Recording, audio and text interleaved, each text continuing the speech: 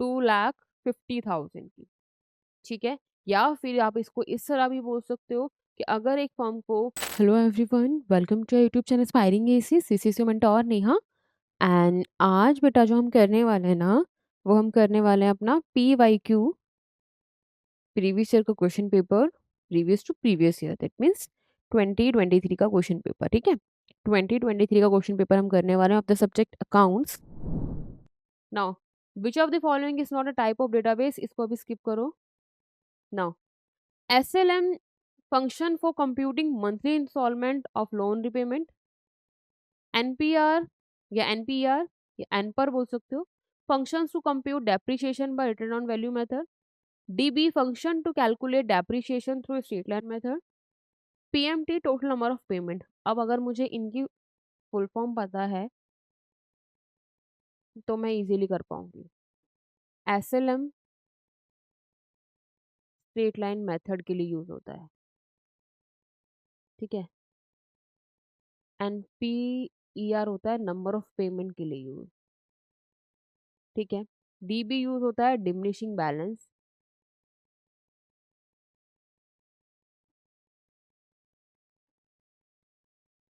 And PMT use होता है payment के लिए, ठीक है। अब अगर मुझे फुल फॉर्म पता है तो ऑब्वियस सी बात है, मैं मैच करने में ज़्यादा मुझे देर लगी ही नहीं, कर लेते हैं चलो।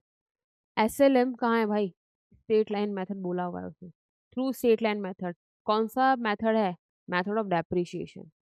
या ये क्या करता है, ये डेप्रिशिएशन कैलकुलेट करता है ऑन द मेथड फॉर, या method of straight line method में, जहाँ पे एक फिक्स अमाउंट आपके एसेट को क्या कर रहा होता है, डेप्रिशिएट कर रहा होता है, राइट।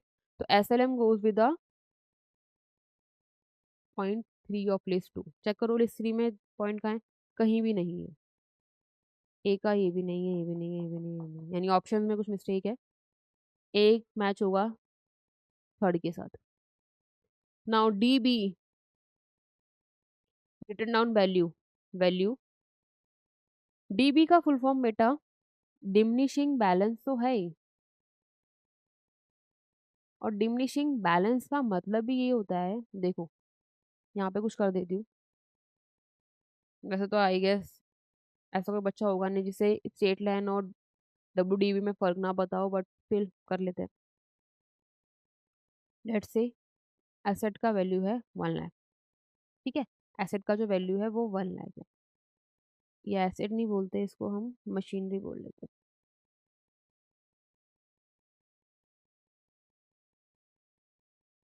ठीक है। मशीनरी की वैल्यू कितनी है, 1 लाख। अब 1 लाख डेप्रिशिएट हो रही है 10% से, 90,000।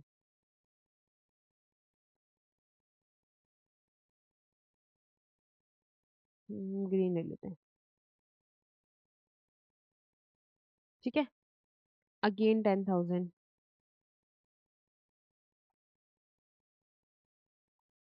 80,000,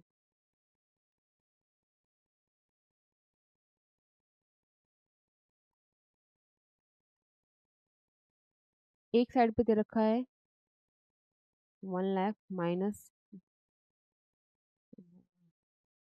90, -10, 9,000, 81,000, -8100, 79, 900, 78, नहीं सॉरी,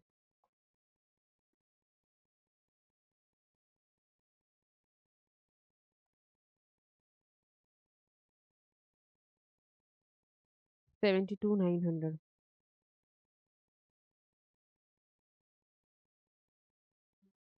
हम्म, ठीक है, राइट। अब दोनों मेथड्स को फॉलो करो, यहाँ पे भी 10% है, यहाँ पे भी 10% है, लेकिन ये किसका है, ये SLM का है और ये WDB का है। WDB को आप रिटर्न डाउन वैल्यू भी बोलते हो, इसको आप डिमिनिशिंग बैलेंस भी बोलते हो, ठीक है, ये क्लियर है। अब देखो इस मेथड में एसएलएम में आपका जो आप माइनस कर रहे थे या डेप्रिसिएशन जो चार्ज कर रहे थे, वो फिक्स कर रहे थे। यहाँ पे भी 10,000 है, यहाँ पे भी 10,000 है, यहाँ पे भी 10,000 है। इसका मतलब जो 10% आप कैलकुलेट कर रहे थे, वो हर बार इस अमाउंट का कर रहे थे। यस और नो? ये कहता है आपका एसएलएम। एसएलएम कहता है हमेशा फिक्स कॉस्ट जो होती है या फिर जो इनिशियल कॉस्ट होती है किसी एसेट की, आप उस पे एक फिक्स परसेंट रेट चार्ज करते हो और हर बार या हर साल आप उतना ही बार-बार डिडक्ट करते हो। क्लियर है? Whereas in case of WDV और डिमिनिशिंग बैलेंस ये क्या कहता है? ये कहता है जो आप रेट ऑफ डेप्रिसिएशन चार्ज करते हो, वो हमेशा एक न्यू वैल्यू पे करते हो। जैसे इनिशियली तो आपने 1 लाख पे 10% क्या 10,000 आ गया। ले लेकिन अब जो मशीन का वैल्यू बचा, लेट्स से वो 90,000 बचा था। अब 90,000 का 10% कितना होता है? 9,000। फिर अब जो आपकी मशीनरी वैल्यू आई है 81,000 आई है। अब फिर आप 1 लाख या 90 का 10% नहीं लोगे, आप 81,000 का 10% लोगे जो कि आएगा 8100, राइट? अब 8100 में से जो बैलेंस बचा ये आपका बुक वैल्यू। अब देखो ये फर्स्ट ईयर था, ये आपका सेकंड ईयर था, ये आपका थर्ड ईयर था।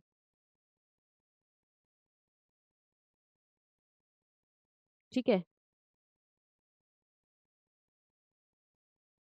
ये आपका फर्स्ट ईयर था, ये आपका सेकंड ईयर था, ये आपका थर्ड ईयर था। ठीक है? अब देखो दोनों ही मेथड्स की वजह से मशीनरी की वैल्यू कितनी चेंज हो जाती है। यहाँ पे एसएलएम के बेसिस पे मशीनरी की वैल्यू 70,000 थी और डब्ल्यूडीवी की वजह से 72,900 आई है। ठीक है? तो मशीनरी की वैल्यू में इंक्रीज़ या डिक्रीज़ हो जाता है based on the method which a firm और कंपनी यूज्ड, राइट? अगर वो एसएलएम कर रही है तो वैल्यू 70,000 होगी सेम मशीनरी के सेम रेट ऑफ डेप्रिसिएशन के साथ। वहीं दूसरी कंपनी कौन-सा मेथड यूज़ कर रही है? डब्ल्यूडीवी कर रही है और डब्ल्यूडीवी कर रही है सेम रेट ऑफ डेप्रिसिएशन के साथ सेम मशीनरी पे, उसकी बुक वैल्यू आफ्टर 3 ईयर कितनी बन जाती है? 72,900, राइट? ये दोनों मेथड्स में डिफरेंस है। अब क्लियरली आया था अपने क्वेश्चन पे। डब्ल्यूडीवी की बात कर रहा है यानी डिमिनिशिंग बैलेंस की या रिटन डाउन वैल्यू की बात कर रहा है, कहाँ पे है? देखो functions to compute depreciation by WDV, ठीक है मेथड। तो डीवी जाएगा सेकंड के साथ। डीवी में सेकंड कहीं है क्या? थर्ड के साथ सेकंड कहीं जा रहा है? यहाँ जा रहा है लेकिन ए गलत है। तो आई गेस ये ऑप्शन या तो टाइप गलत हुआ या आपका एग्ज़ाम में ही मिस्टेक थी वैसे ये। सी का है आपका सॉरी सी जा रहा है सेकंड के साथ। और ये ध्यान रखना इस टाइप का जो प्रॉब्लम हो जाती है आपके एग्ज़ाम में जहाँ ऑप्शंस ही गलत होते हैं, तो बच्चा अगर अटेम्प्ट कर रहा है, तो उसको मार्क्स मिलेंगे। अगर अनअटेम्प्टेड है ये, तो मार्क्स नहीं मिलेंगे। मतलब तुम्हें समझ आ रहा है कि चारों ही ऑप्शंस गलत हैं, बट फिर भी किसी एक को टिक करके आओ, किसी एक को मार्क करके आओ। क्योंकि अटेम्प्टेड क्वेश्चन का आंसर होता है, अनअटेम्प्टेड क्वेश्चन का आंसर ही नहीं होता, चाहे क्वेश्चन ही गलत हो। ठीक है? बट आपको अटेम्प्ट करना ही पड़ेगा। जैसे यहाँ पे जैसे ही मैंने मेरी तरह आप लोगों ने करा, आपको पता चला कि ए का मैच 3 के साथ होगा, जो कि ऑप्शन में ही नहीं है, तो आप डायरेक्टली किसी को भी एक को पॉइंट करो और आगे बढ़ जाओ। ठीक है? सबसे ईज़ी ऑप्शन यही है, टाइम भी सेव हो रहा है। ठीक है? लेकिन अब कर रहे हैं तो हम तो कर ही लेते हैं। चलो, now NPR number of payment for a loan तो यही पूछ रहा है वो number of payment of a loan यही हमने बोला नंबर ऑफ पेमेंट यही एनपीआर को एन पर को डिफाइन करता है। तो सी डी बी के साथ क्या है 4 बी के साथ मैच हो रहा है आपका 4। फिर पीएमटी स्टैंड फॉर पेमेंट बच जाता है वो भी है वैसे बाकी आप बात भी कर सकते हो कि ये मंथली पेमेंट की बात करता है। ये किसकी बात करता है PMT function? Monthly instalment of loan repayment, right? तो ए डी के साथ कौन सा जा रहा है? डी के साथ जा रहा है फर्स्ट ऑप्शन बेटा। इस वाले केस में मैंने खुद से ही बनाया आपके लिए जहाँ पे ए आइटम मैच हो रहा है आपका 3 के साथ एंड बी फोर्थ के साथ, सी सेकंड के साथ एंड डी 1 के साथ। ठीक है? 3 4 2 1 ये आपका मैच है। क्लियर है? Question complete. चलें आगे। नाउ चलो सबसे ईज़ीएस्ट टास्क जो बच्चों को मिलता है अपने पेपर में वो यही मिलता है कि पैसेज है और उसको आंसर करना है। क्या ये अकाउंट्स के लिए सही है? नहीं, अकाउंट्स में ऐसा नहीं होता। अकाउंट्स में तो और ज़्यादा चीज़ें कॉम्प्लिकेट हो जाती है। चलो करते हैं। नाउ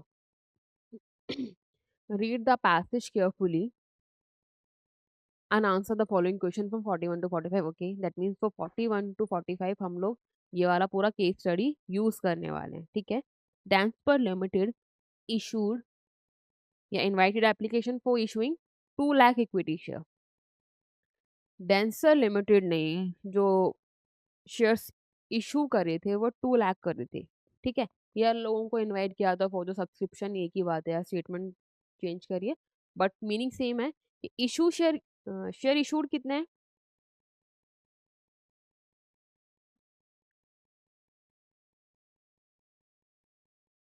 इशूड शेयर कितने हैं? 2 लाख। आगे क्या कहता है? आगे वो आपसे कह रहा है ऑफ रुपी 10 ईच, ठीक है, हमने भी यहाँ पे एट 10 ईच कर लिया। उसके बाद क्या कहता है? एट प्रीमियम ऑफ 20 पर शेयर। वाह, बहुत अच्छा गुडविल है इसका। 20 प्रीमियम पे कर रहा है, 10 रुपए के शेयर पे 20 रुपए वो प्रीमियम अर्न कर रहा है, ठीक है। इसका मतलब 10 रुपए की शेयर, इसका मतलब फेस वैल्यू कितनी हो गई? 10 है, और इशू प्राइस कितना है? 30। कैसे? 10 + 20, ठीक है, 30 हो गया। चलो, अब बाकी क्या कह रहा है वो? ऑन एप्लीकेशन, अच्छा इस तरह से वो इंस्टॉलमेंट कॉल कर रहा है। 2% on application, 13% on allotment, 7% on first call and 8% on final call, ठीक है, ये भी नोट कर लेते हैं। क्या था? 2 था, 13 था, 7 था एंड 8 था। ये तो 2 ही है। ये 10 + 3 + 10 है। ये आई गेस 2 + 5 है एंड ये भी 2 + 5 है। ये इनका बाइफर्केशन है, ठीक है। और ये क्या क्या इंस्टॉलमेंट के नेम थे? ये आपकी एप्लीकेशन बनी थी, ये अलॉटमेंट बनी थी, ये फर्स्ट कॉल थी और ये फाइनल कॉल थी। यही था। देख लेते हैं एक बार फिर से। 2, 13, 7, 8, 10, 5, 5, राइट। चेक कर लेते हैं अमाउंट। ये देखो, ये 30 हो रहा होगा। 2 + 13 15, 15 + 7 22, 22 + 8 30। यहाँ पे देखते हैं 3 + 2 + 2 एंड ये 2 जो एप्लीकेशन पे ही था। कहाँ फंस गए यार? हम्म, यही हो गया। ये आपका फेस वैल्यू इंडिकेट कर रहा है और ये आपका प्रीमियम इंडिकेट कर रहा है और ये आपका इशू प्राइस है, ठीक है। अब फेस वैल्यू देखो 10 आ रही है क्या? 2 + 3 + 2 + 2, सॉरी 3 है।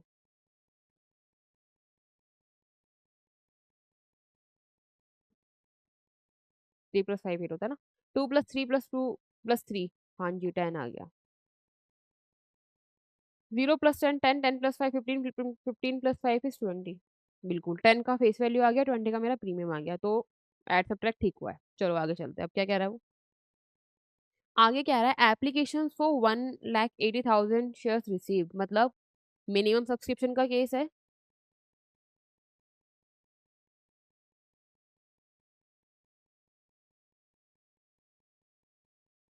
अब 180 लाख है out of 2 lakh, that means 90% वाले क्राइटेरिया क्या कर रहा है? फुलफिल कर रहा है। तो ये आगे अपना क्या कर सकता है? कंटिन्यू कर सकता है, ऐसे फ्रेश इशू लाने की नीड नहीं है। चलो, तो 1,80,000 शेयर्स का एप्लीकेशन रिसीव हुआ and shares were allotted to all the applicants, ठीक है।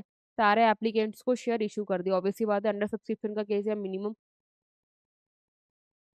केस कौन सा है ये? अंडर सब्सक्रिप्शन का। और मिनिमम सब्सक्रिप्शन 90% क्राइटेरिया को ही क्या कर रहा है? फुलफिल कर रहा है ना। अब अंडर सब्सक्रिप्शन वाले केस में सारे ही शेयर होल्डर्स को या सारे ही एप्लीकेंट्स को शेयर इशू कर दिए जाते हैं। Now Yogesh, a share holder holding 5,000 shares, paid his entire share money along with the allotment. Yogesh 5,000 shares जिसके पास थे, इसने एडवांस में पे कर दिया। क्या कहता है? 5,000 share paid his entire share money along with the allotment money, ठीक है। इसका मतलब इसने एडवांस में कौन सी पे करी है? हम्म, पेड इन एडवांस कौन कौन सी कॉल पे करी है? भाई फर्स्ट कॉल दिया है प्लस फाइनल कॉल दिया है। कैसे पता चला? क्योंकि उसने अलॉटमेंट के साथ दिया है, अलॉटमेंट के साथ दे दिया। तो application, allotment, first call, final call, right. जब योगेश ने 5000 शेयर पे अलॉटमेंट दी थी, तो फर्स्ट कॉल भी यहीं दे दी और फाइनल कॉल भी यहीं दे दी। इतना क्लियर है? चलो, दूसरा कोई पर्सन है, दूसरा है विशेष, जो कि होल्डर है ऑफ 7000 शेयर्स, ठीक है। विशेष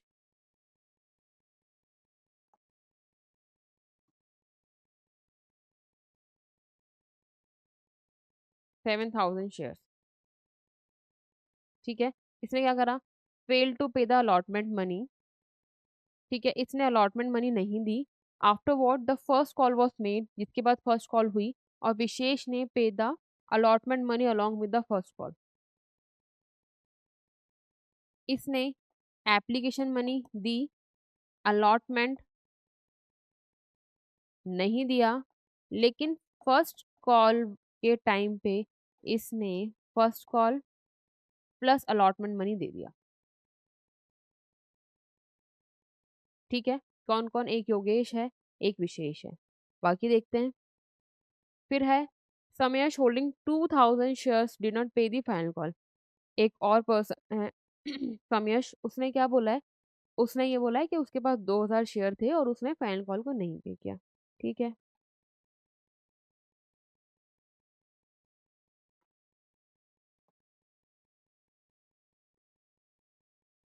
इसके पास 2000 शेयर थे, इसने एप्लीकेशन मनी दे दी, अलॉटमेंट मनी दे दी, फर्स्ट कॉल दे दी, फाइनल कॉल नहीं दी, ठीक है। अब आगे देखते क्या कहता है। आगे कहता है समयर shares were forfeited immediately after the final call, ठीक है। और जैसे इसने फाइनल कॉल नहीं दी, इसके शेयर्स क्या हो गए? इसके शेयर्स फोरफिट हो गए, शेयर्स फोरफिट हो गए। शेयर्स जैसे ही फोरफिट हुए, शेयर्स को री इशू कर दिया, शेयर्स को री इशू कर दिया। कितने शेयर्स को? 1500 शेयर्स को। इसके 2000 शेयर्स में से 1500 शेयर्स क्या हो गए? री इशू हो गए। एट किस प्राइस पे? एट 8 पर शेयर, 8 पर शेयर। पूरा क्वेश्चन ये था, ठीक है। अब हम आते हैं अपने क्वेश्चंस के पार्ट पे। क्या कह रहा है? ये कह रहा था 2 लाख शेयर्स थे, 2 लाख शेयर्स में 2 लाख शेयर इशू करे किसने? डेंसर लिमिटेड ने। डेंसर लिमिटेड ने जो 2 लाख शेयर इशू करे थे, उन शेयर्स का फेस वैल्यू था 10 रुपी।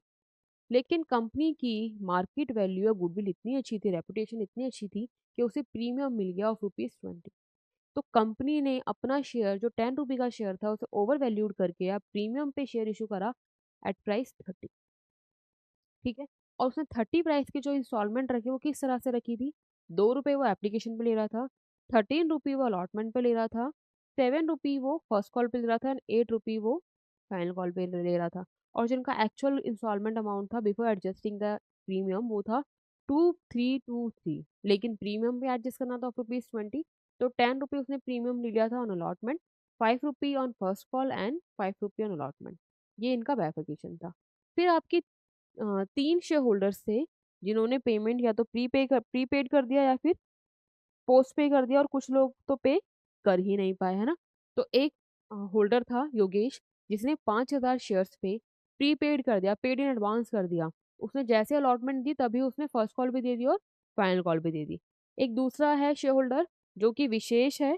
उसने फर्स्ट कॉल के टाइम पे अलॉटमेंट मनी दी, मतलब उसने एप्लीकेशन के टाइम एप्लीकेशन दे दिया, अलॉटमेंट के टाइम उसके पास पैसे नहीं थे, लेकिन जब फर्स्ट कॉल कॉल की गई, तो उसने अपनी अलॉटमेंट मनी भी फर्स्ट कॉल के साथ दे दी। फिर एक और शेयर होल्डर था, जो कि था समयश। उसके पास 2000 शेयर्स थे, उसने एप्लीकेशन भी दिया, अलॉटमेंट भी दिया, फर्स्ट कॉल भी दिया। लेकिन फाइनल कॉल नहीं दे पाया वो। और जब फाइनल कॉल वो नहीं दे पाया तो कंपनी ने उसका वेट नहीं किया, कंपनी ने उस शेयर को फोरफिट करा और फोरफिट करने के बाद उन 2000 शेयर में से 1500 शेयर्स को रीइश्यू कर दिया एट 8 रुपी पर शेयर। इतना क्लियर है? चलो, ये पूरा क्वेश्चन था। अब हम क्वेश्चन पे आते हैं। ये पूरा केस था, अब हम क्वेश्चन पे आते हैं। तो first question is what is the amount of call in advance?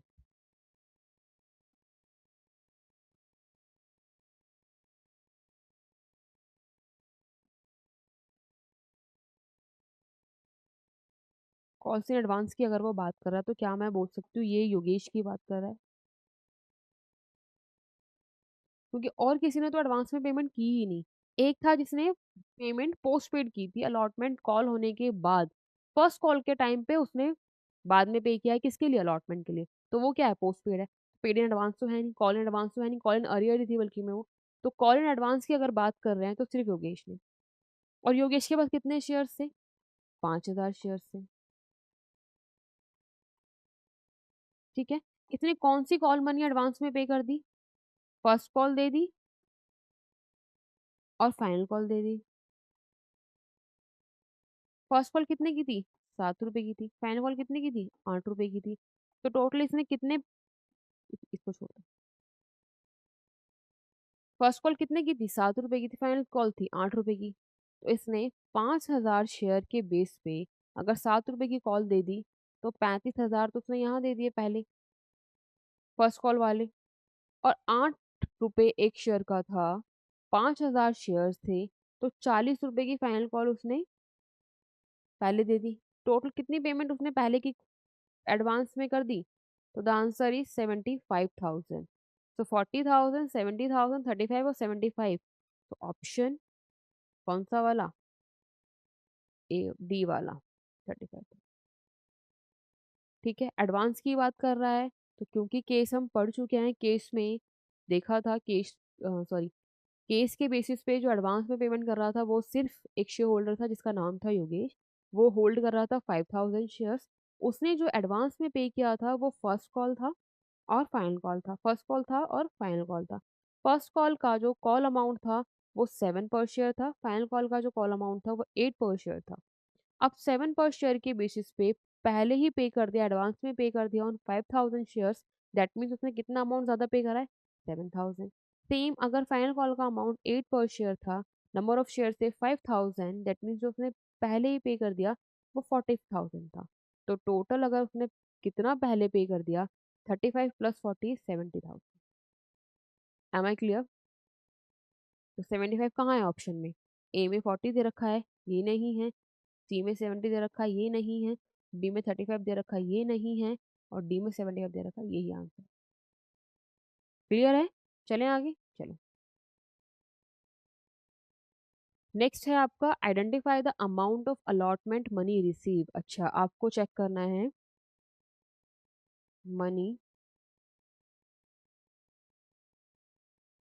Received eight the time of allotment. ये मुझे फाइंड आउट करना है। ठीक है, अलॉटमेंट के मनी की, अलॉटमेंट के टाइम पे मुझे कितना मनी रिसीव हुआ है ये मुझे बताना है। अच्छा, अब मुझे ये बताओ मनी ड्यू ऑन अलॉटमेंट कितना है?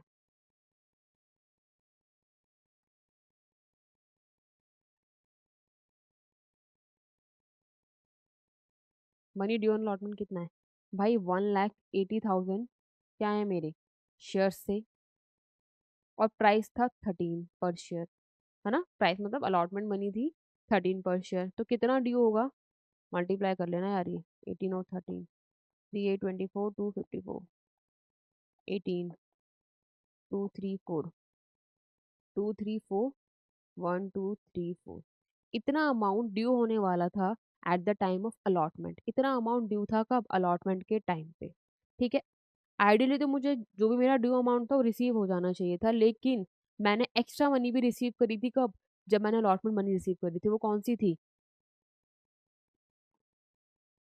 Calls in advance.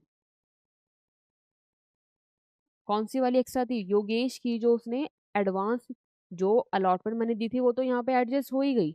लेकिन जो उसने एक्स्ट्रा दिया था, जो एक्स्ट्रा दिया था उसने कौन सा? First call plus final call. Remember वो कितना था 75,000, तो इसको क्या करो ऐड कर दो। ये अलॉटमेंट मनी का पार्ट नहीं था, ये पार्ट था फर्स्ट कॉल का और सेकंड कॉल का। लेकिन रिसीव कर कब करा मैंने? Eight the time of allotment, इसलिए मैंने इसे स्पेसिफिकली ऐड करा है। ठीक है, 5,000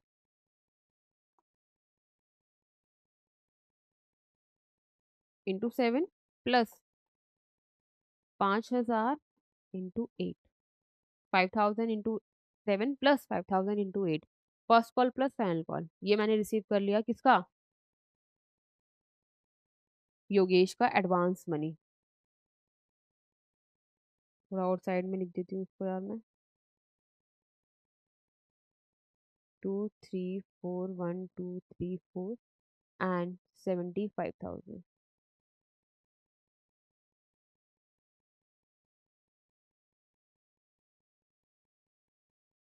ऐड। ठीक है, फिर तुम्हें अगर याद है केस तो मेरी सुन लो, नहीं है तो बाकी जाके पीछे जाके देख सकते हो। एक शेयर होल्डर था आपका विशेष, जिसके पास 7,000 शेयर्स थे, लेकिन उसने अलॉटमेंट मनी नहीं दी थी। अलॉटमेंट मनी उसने कब दी थी? At the time of first call. Allotment money जो उसकी ड्यू कर दी थी मैंने यहाँ पे, वो अमाउंट मुझे नहीं मिला है। तो जो कॉल्स इन अरियर थे eight the time of allotment वो कितना था? 7,000 शेयर्स थे, 13 रुपए की कॉल थी। ठीक है, तो 30 × 7 इज 91, राइट। 91 में क्या करूं? माइनस कर दूंगी। इसको इरेज कर दो यार। ठीक है, माइनस कर दूंगी। अब हम ऐड कर लेते हैं। और बाकी कुछ, बाकी तो किसी का रहा नहीं। योगेश का एडवांस एडजस्ट हो गया, विशेष का अरियर एडजस्ट हो गया, और समेश का तो फाइनल कॉल की बात है, अलॉटमेंट तक तो वो आया नहीं, अलॉटमेंट तक तो वो सही चल रहा था, है ना। चलो, तो 22,34,000, नॉट 23,40,000 प्लस 25,000 इज 24,15,000। ठीक है, 24,15,000, राइट। माइनस करते हो 91,000 तो कितना आएगा? 000, 5 minus 1 is 4, 11 minus 2 is 11 minus 9 is 2 and 23। तो द आंसर इज 2324,000। कहाँ है? ये रहा, 2324,000। तो ऑप्शन बी मेरा आंसर है। ऑप्शन बी, यानी amount of rupees 23,24,000 denser limited received eight the time of allotment. ठीक है, कैसे हुआ? क्योंकि ड्यू अमाउंट जो था वो था 23,40,000, लेकिन कुछ एडवांस पेमेंट हुई थी, जिसकी वजह से अमाउंट बढ़ गया था ऑफ रुपीज 75,000। लेकिन एक शेयर होल्डर था विशेष, जिसने अलॉटमेंट के टाइम पे अपनी मनी नहीं पे करी थी ऑफ रुपीज 91,000। तो इसको मैं क्या कर दूंगी? इसको मैं माइनस कर दूंगी। तो टोटल मनी जो मुझे रिसीव हुई है at the time of allotment, वो हो गई बेटा जी 23,24,000। Am I clear? चलो, नेक्स्ट है आपका 43 क्वेश्चन या 43rd क्वेश्चन। क्या कहता है? Amount of first call money received is same. अब वाला प्रोसीजर है, जो अलॉटमेंट में क्या है ना, सेम अब यहाँ पे भी वही करेंगे। Amount due on first call. अच्छा, एक चीज, अगर प्रीमियम रिसीव नहीं हुआ है और प्रीमियम, सॉरी, प्रीमियम हाँ रिसीव नहीं हुआ है और पे भी नहीं हुआ है, तो प्रीमियम देखो हमने कहीं एडजस्ट नहीं किया, हमने जो भी उसका इशू प्राइस है वही कंसीडर किया हुआ है। लेकिन अगर डिबेंचर हमने ड्यू कर दिए हैं प्रीमियम वाली कॉल पे और डिबेंचर रिसीव नहीं हुआ, तो हमें डिबेंचर अकाउंट क्या करना पड़ता है? डेबिट कर, sorry sorry sorry sorry, debenture नहीं। अगर शेयर्स इशू हुए हैं किस पे? प्रीमियम पे। प्रीमियम इशू होने की वजह से जिस कॉल के साथ प्रीमियम हम रिसीव करने वाले थे, वो कॉल अगर मैंने ड्यू कर दी है और फिर मुझे अगर मेरा अमाउंट रिसीव नहीं हुआ है, तो मुझे सिक्योरिटी प्रीमियम अकाउंट डेबिट करना पड़ता है। अदरवाइज हम सिक्योरिटी प्रीमियम अकाउंट को ऐड करके चलते हैं किसके साथ? शेयर के फेस वैल्यू के साथ। और शेयर के फेस वैल्यू ऐड करने के बाद जो हमें मिलता है वो होता है इशू प्राइस, और वही हम पूरे क्वेश्चन में कंसिडर कर रहे हैं।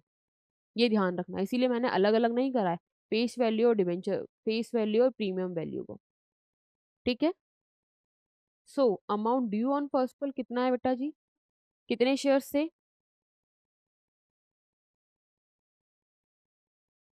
1,80,000। और पर शेयर कॉल कितनी थी फर्स्ट कॉल, वो 7 रुपीज थी।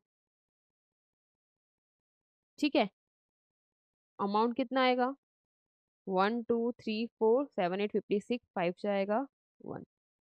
12,60,000 की क्या थी, मेरी कॉल थी। जो मैंने कॉल ड्यू करनी थी at the time of first call, वो थी 12,60,000। ठीक है, अब फिर देखो कुछ मनी हम रिसीव कर चुके थे, फर्स्ट कॉल वाली मनी हम रिसीव कर चुके थे अलॉटमेंट में, तो इस टाइम तो मैंने रिसीव नहीं करा, वो मैं इसे माइनस कर दूंगी।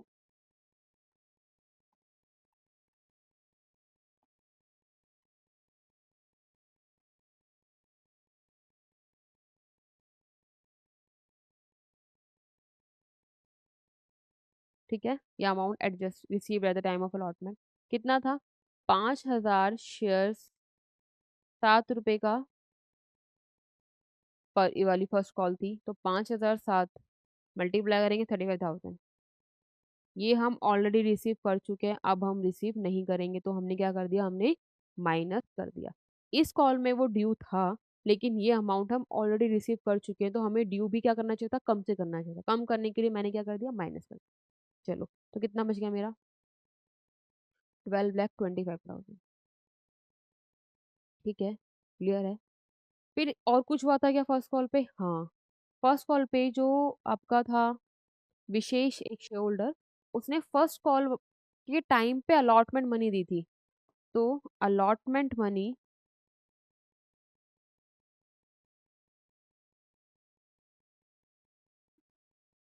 Received eight the time of first call, वो कितनी थी भाई,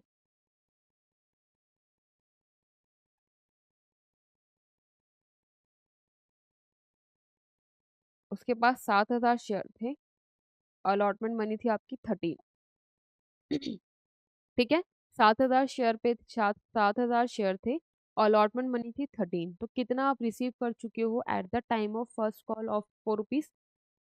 तो अलॉटमेंट मनी वो कितना था, 13 × 70,000, क्या आएगा आपका, 91,000। क्लियर है, ये मनी आपने अलॉटमेंट वाली मनी रिसीव करी है, कब, अलॉटमेंट में, तो अलॉटमेंट मनी क्या हो जाएगी, मनी या बैंक अकाउंट ज्यादा से डेबिट हो जाएगा। तो 12,25,000 प्लस 91,000 इज 13,15,000, 16,000, 13,16,000। तो इतना आपने रिसीव करा at the time of allot, at the time of first call. होना चाहिए था 12,60,000, लेकिन कुछ अमाउंट आप ऑलरेडी रिसीव कर चुके हो, 35,000 का eight the time of allotment, plus कुछ ऐसा पार्ट था जो अलॉटमेंट के टाइम रिसीव नहीं हुआ था, अलॉटमेंट मनी ही रिसीव नहीं हुई थी at the time of allotment, उस शेयर होल्डर ने आपको अलॉटमेंट मनी कब पे कर दी, at the time of first call. तो तो total money receive at the time of first call is 1 lakh, sorry not 1 lakh, 13,16,000। ठीक है, आप चेक करो 13,16,000 कहाँ है, ऑप्शन नंबर सी में, या ऑप्शन सी में।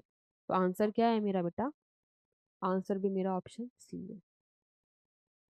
क्लियर है यहाँ तक, चलें आगे, ये वाला ऑप्शन, चलो ये वाला क्वेश्चन क्लियर। नेक्स्ट है आपका, what is the amount of final call money receive, same allotment की तरह फर्स्ट कॉल की तरह ही फाइनल कॉल करते हैं।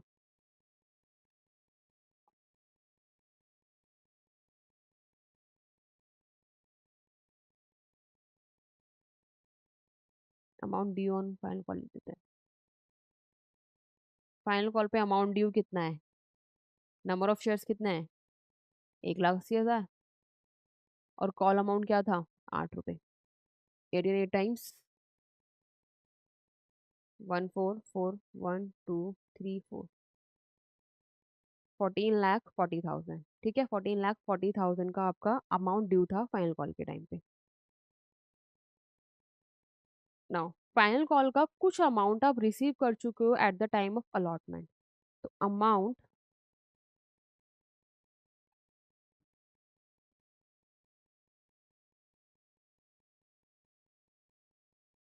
पूरा लिख सकते हो आप, amount due on final call but receive at the time of allotment, पूरा आपको मन कर रहा है लिखने का लिख लेना यार। अमाउंट रिसीव्ड ऑन अलॉटमेंट कितना था? कौन है? ये भी योगेश भाई साहब हैं, जिन्होंने पहले ही पे कर दिया। कितने शेयर थे इनके? 5,000। कॉल कितने की थी? 8 की। तो 40,000 रुपये क्या कर दो? माइनस कर दो। क्लियर? और भी कुछ था क्या? और बाकी योगेश ने एडवांस कर दिया, एडजस्ट कर दिया। समयश ने फाइनल कॉल दे दी, वो ड्यू जहाँ पे हमने ड्यू करा उसी में एडजस्ट हो गया। फिर आपका एक पर्सन था समयश, समयश ने फाइनल कॉल नहीं दी थी। समयश ने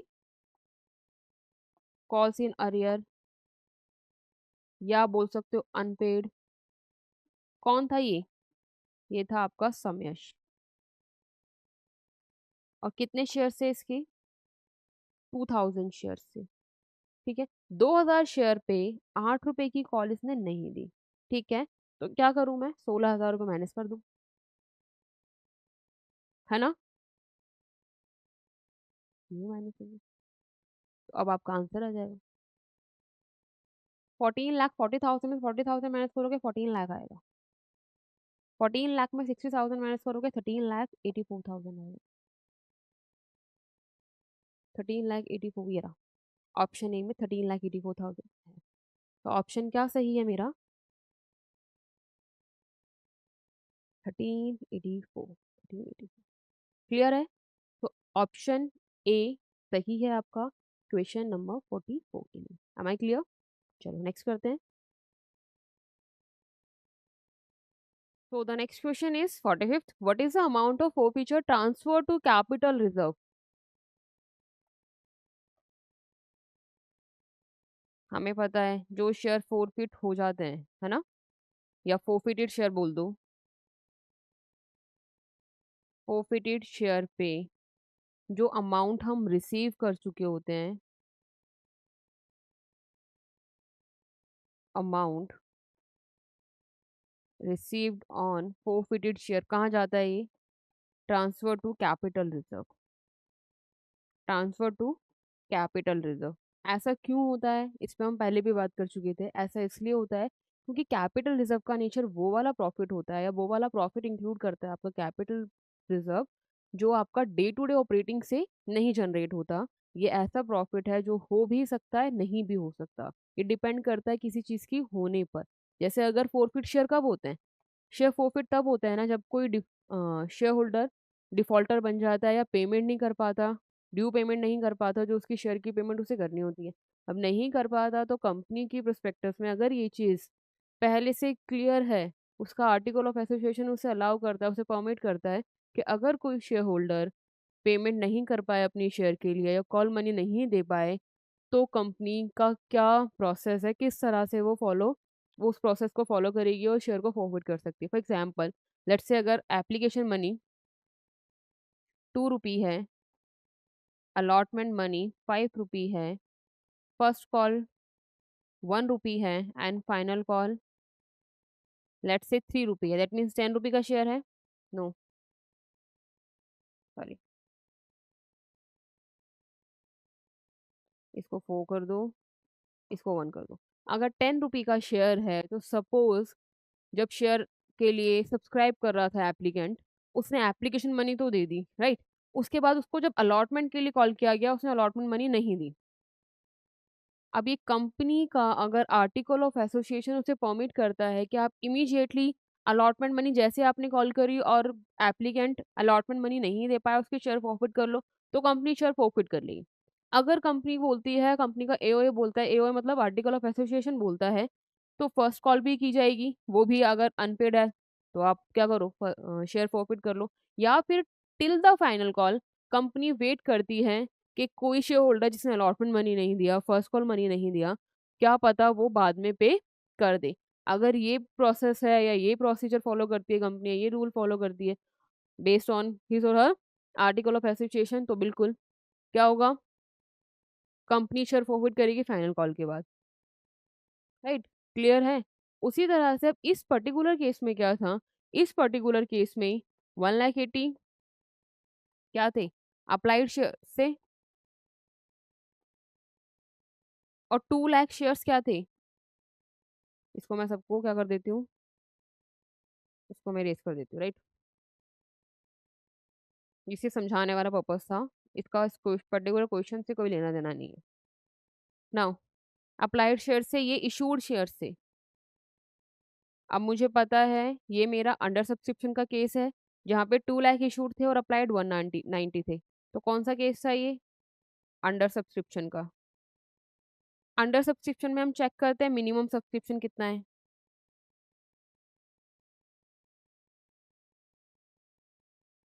अगर मिनिमम सब्सक्रिप्शन आपका 90% होता है, तो कंपनी क्या करती है, कंपनी अपना जो इशू लेके आई है उसको फॉलो कर सकती है, आगे कंटिन्यू कर सकती है।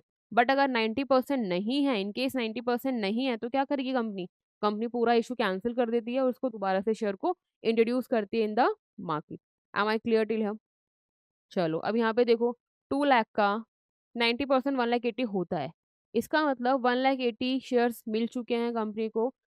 कितने फॉर्म में, किस फॉर्म में? 90% के फॉर्म में। यानी कंपनी क्या कर सकती है? कंपनी कंटिन्यू कर सकती है अपना शेयर, कर लिया कंपनी ने। अब एप्लीकेशन मनी कितनी थी?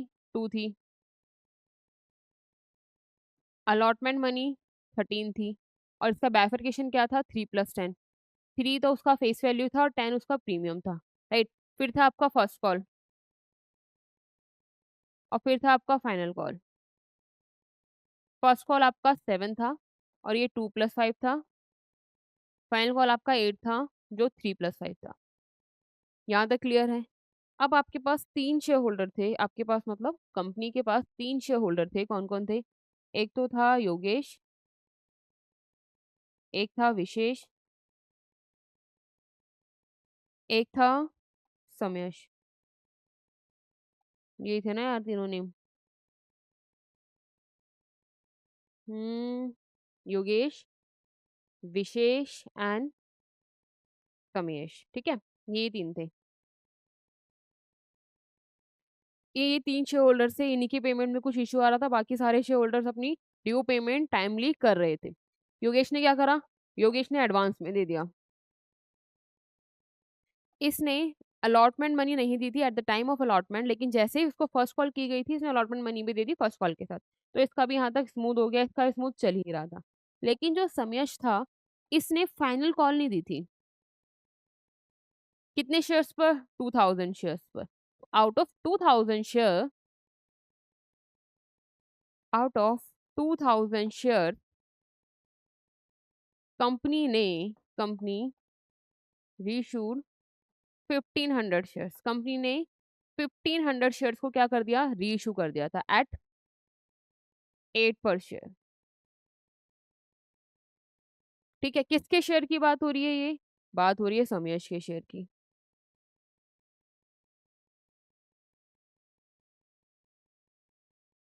ठीक है, जो फोरफिट करे गए थे। इसने कितनी कॉल मनी नहीं दी थी? इसने फाइनल कॉल नहीं दी थी।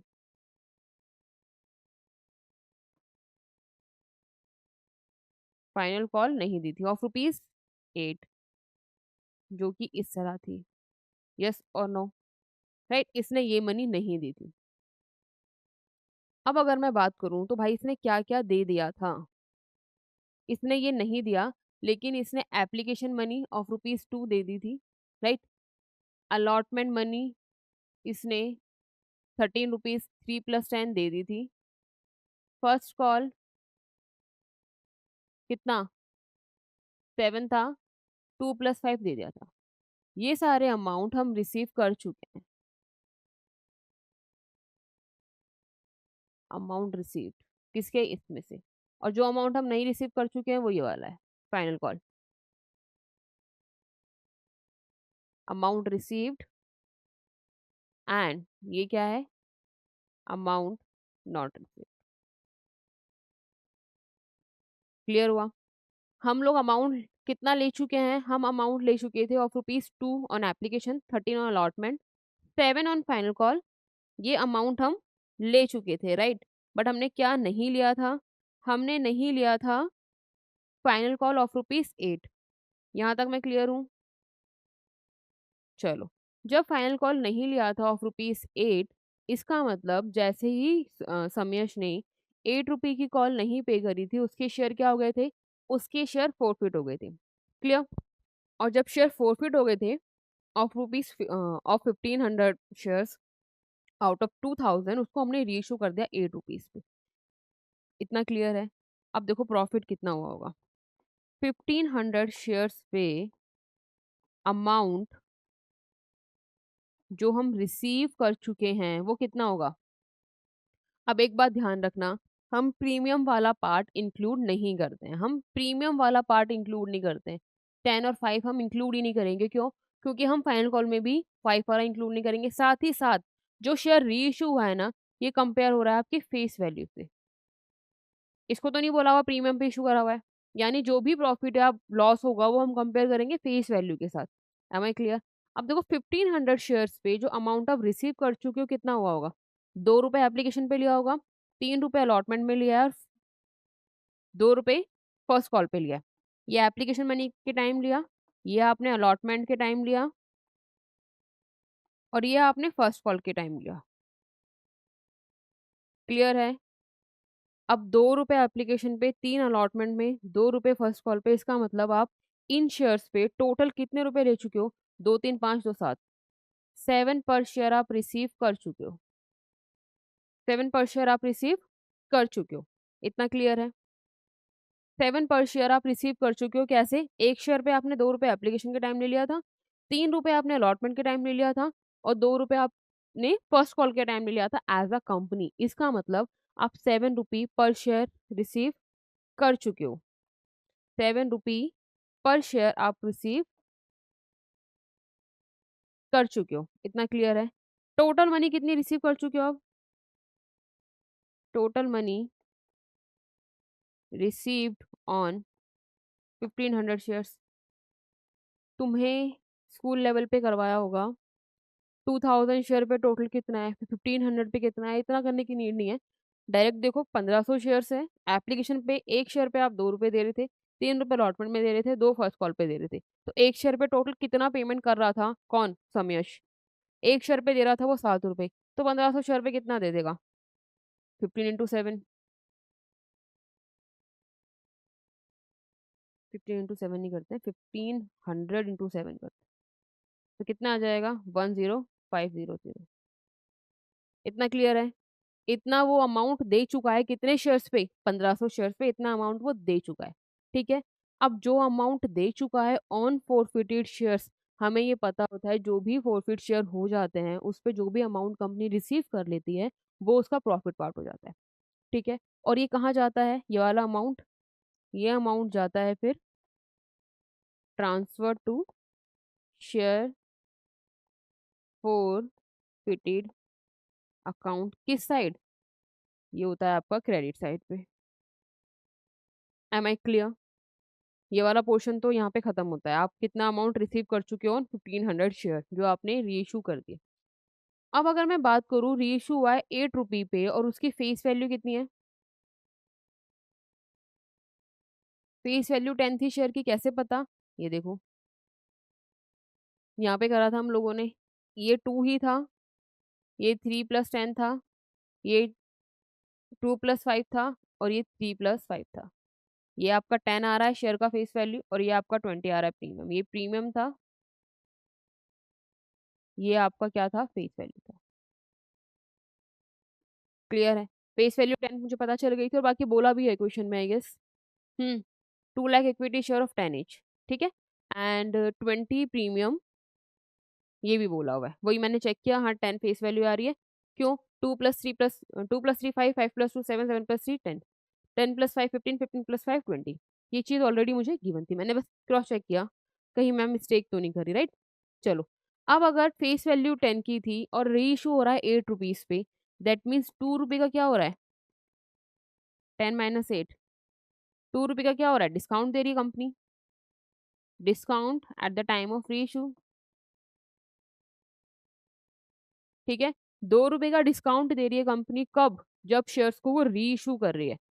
अब 8 रुपए में आप रीइश्यू कर रहे हो, 10 उसका प्राइस था, यानी 1 शेयर पे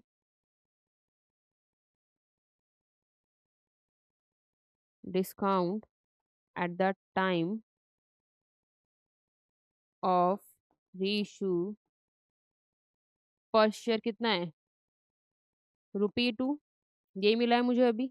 अगर एक शेयर को रीइश्यू करते टाइम 2 रुपए का डिस्काउंट ले रही है, तो टोटल डिस्काउंट कितना होगा? 1500 इंटू 2 कितना आएगा? 3000। अगर भाई एक शेयर को रीइश्यू करेगी कंपनी, 10 रुपए के शेयर को 8 रुपए पे कर रही है, यानी 2 रुपए का डिस्काउंट ले रही है, घाटा ले रही है। अगर 2 रुपए का डिस्काउंट ले रही है एक शेयर पे, तो 1500 शेयर पे कितना डिस्काउंट देगी? तो 3000 देगी। अब डिस्काउंट देगी तो ऑब्वियस सी बात है, कहाँ ट्रांसफर होगा? जो ये वाला आपका 3000 का डिस्काउंट है, ये जाएगा आपका यहाँ पे। लॉस है तो transfer to where? Share forfeited account. Share forfeited account, और किस साइड? Debit side. अब सेम अकाउंट का आपके पास डेबिट बैलेंस भी है, सेम अकाउंट का आपके पास क्रेडिट बैलेंस भी है, सेम अकाउंट का आपके पास डेबिट बैलेंस है, एंड सेम अकाउंट का आपके पास क्रेडिट बैलेंस है। यहाँ प्रॉफिट है, ये क्या है? Profit, right. ये क्या है आपका? यहाँ पे क्या चल रहा है? ये चल रहा है आपका लॉस। ठीक है, ये वाला पूरा यहाँ से लेके ये पूरा पोर्शन आपका है लॉस का। वहां लॉस है, यहाँ प्रॉफिट है, कंपेयर करो। 10,500 का प्रॉफिट है, 3,000 का लॉस है।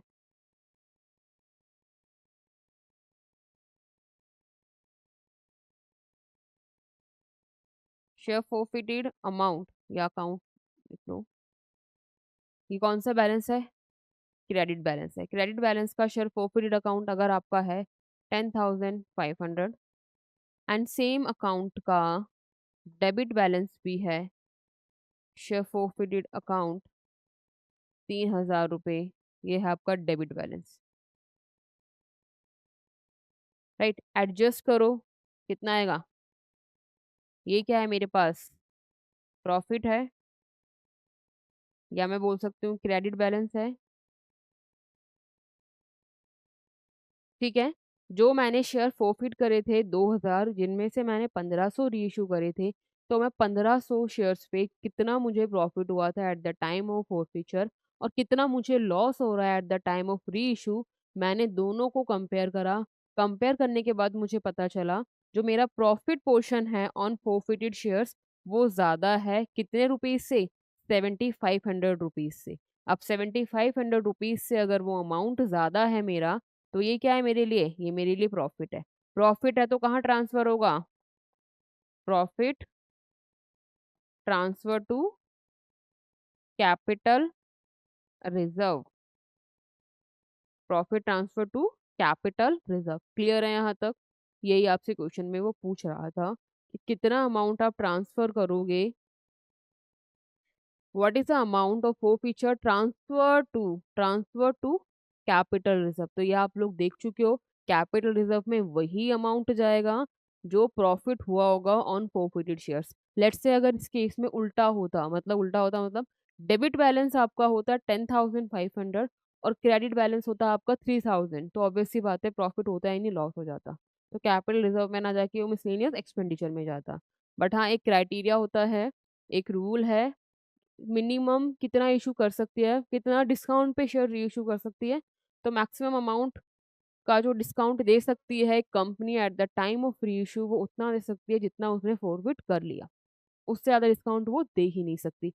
जैसे लेट्स से अगर इस वाले केस में हम बात करें, इस वाले केस में, तो अगर शेयर फोरफिटेड शेयर पे जो कंपनी को प्रॉफिट हुआ था वो 10,500 का था, तो 10,500 से ज़्यादा का डिस्काउंट तो कंपनी दे ही नहीं सकती एट द टाइम ऑफ री इशू। क्लियर है यहाँ तक? तो इस क्वेश्चन का आंसर क्या है आपका बेटा? इस क्वेश्चन का आंसर है आपका option number C. Option C answer है, जहाँ पे बोला हुआ है कि मैक्सिमम अमाउंट या जो अमाउंट ट्रांसफर हो रहा है to the capital reserve is 7,500। Clear? चलो नेक्स्ट चलते हैं। 45 46 पे मूव करते हैं। फिर से आपका इसके पास का मतलब केस स्टडी ही है।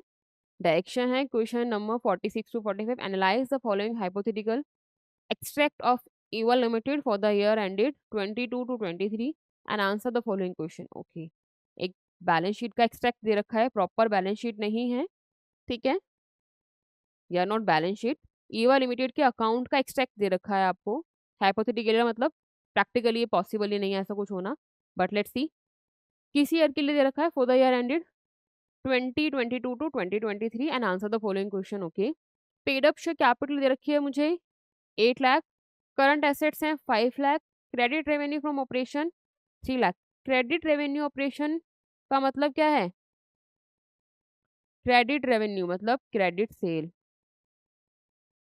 क्रेडिट सेल्स दे रखी है मुझे।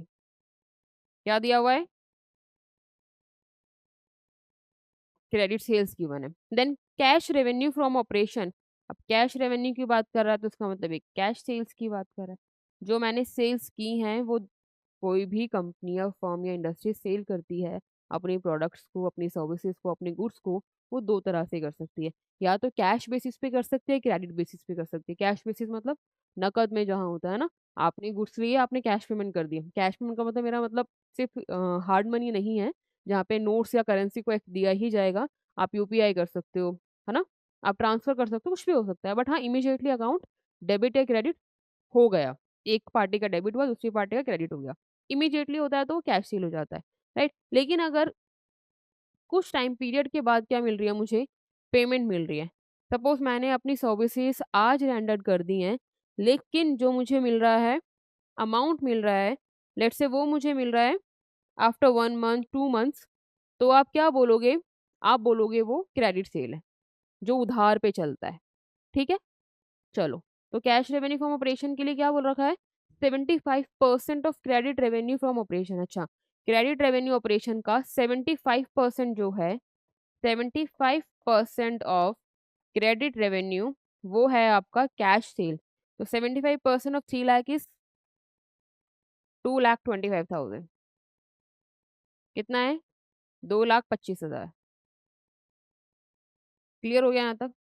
फिर कहता है 9% debenture 3,40,000, current liabilities 2,90,000 and cost of revenue from operation. इसको आप कॉस्ट ऑफ गुड सोल्ड भी बोल सकते हो, है ना?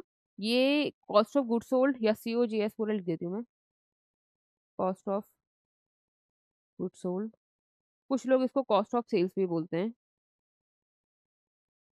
इन दोनों में माइनर डिफरेंस है, बट जनरली लोग सेम ही लेके चलते हैं। क्यों? क्योंकि इनमें से ये वो कॉस्ट होती है या वो सेल्स का प्राइस मुझे पता चलता है जो मैंने मोटा-मोटा कर लिया, है ना? मोटा-मोटा हिसाब जो हम लगा लेते हैं कि इतना का मैंने खरीदा था और इतना मेरे को, इतना मुझे रेवेन्यू के फॉर्म में मिल गया है, तो इसका मतलब इतना मुझे प्रॉफिट हो गया है। लेकिन जब हम एनालाइज़ कर रहे होते हैं तो क्या पता चलता है हमें कि हमने बहुत सारे ऐसे पेटी एक्सपेंस भी किए हैं, जिनको मैंने अकाउंट ही नहीं किया, जिसकी वजह से मेरा प्रॉफिट पार्ट कम हो जाएगा। तो जब पेटी एक्सपेंस को हम क्या नहीं कर रहे होते, काउंट नहीं कर रहे होते या एस्टिमेशन के टाइम उनको कंसीडर नहीं कर रहे होते, तो मुझे मेरा क्या मिलता है? Gross profit. और वो ग्रॉस प्रॉफिट कंपेयर होता है कॉस्ट ऑफ गुड्स सोल्ड से और कॉस्ट ऑफ सेल्स से। ठीक है? अभी के लिए बस तुम इतना ही देखो कि cost of revenue from operation या cost of goods sold, cost of sales एक ही बात है और वो कितनी है? 1,80,000। इतना क्लियर है? चलो आगे देखते हैं और क्या-क्या दे रखा है क्वेश्चन में। चलो अब पूछ रहा है हमसे, हाँ? इससे पहले मुझे ये बताओ ये कौन-सा आइटम है? बैलेंस शीट आइटम है। करंट एसेट कौन-सा आइटम है? बैलेंस शीट आइटम है, राइट? कॉस्ट ऑफ रेवेन्यू ये आपका ट्रेडिंग आइटम है, ट्रेडिंग अकाउंट का आइटम है। सेल्स, कैश सेल्स भी आपका किसका आइटम है? ट्रेडिंग अकाउंट का आइटम है। उसके बाद क्या कहता है? 9% डिबेंचर आपका बैलेंस शीट आइटम है। करंट लायबिलिटी अगेन आपकी बैलेंस शीट आइटम है। And cost of revenue from operation ये आपका फिर से ट्रेडिंग अकाउंट का आइटम है। क्लियर है यहाँ तक? क्या मैं इससे एक बैलेंस शीट और पीएनएल बना लूँ? वो बेटर है मेरे लिए ना? चलो बना लेते हैं, मुझे समझ आ जाएगा।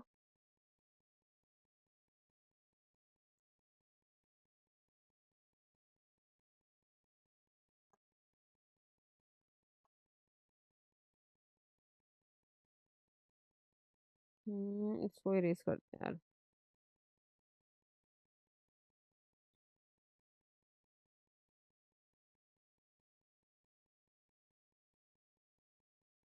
ये आपका profit and loss, reading account and profit and loss. ये आपका बैलेंस शीट है, ठीक है? दोनों ही ईवा लिमिटेड की हम रहने देते हैं। कुछ-कुछ आइटम्स मुझे याद आ रहे हैं जो मैं डाल देती हूँ।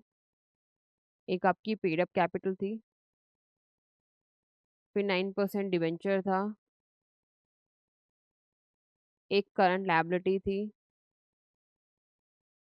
करंट एसेट्स भी थे, एक आपके पास क्रेडिट सेल थी, कैश सेल थी, सीओजीएस था, और क्या था? और तो शायद कुछ भी गिवन नहीं था। चलो देख लेते हैं, और क्या रह गया? Paid up capital current asset हो गया, cash credit sale, cash cell, 1 2 3 4 5 6 7 7 items हम आई गेस लिख चुके हैं यार। 1 2 3 4 5 6 7 राइट। अब देखते हैं हम अमाउंट क्या है। पेड अप की 8 लाख है। पेन में चेंज कर देती हूँ, वो बेटर है आई गेस। 8 लाख है। 9% डिवेंचर कितने के हैं? 3,40,000 के। 3,40,000। करंट लायबिलिटी की अमाउंट कितनी है? 2,90,000 राइट। उसके बाद क्या कहता है? करंट एसेट 5 लाख के हैं। करंट एसेट के लिए मैंने 5 लाख लिख दिया। देन आपका सीओजीएस कितना दे रखा है? सीओजीएस 1,80,000 है। 1,80,000 ठीक है।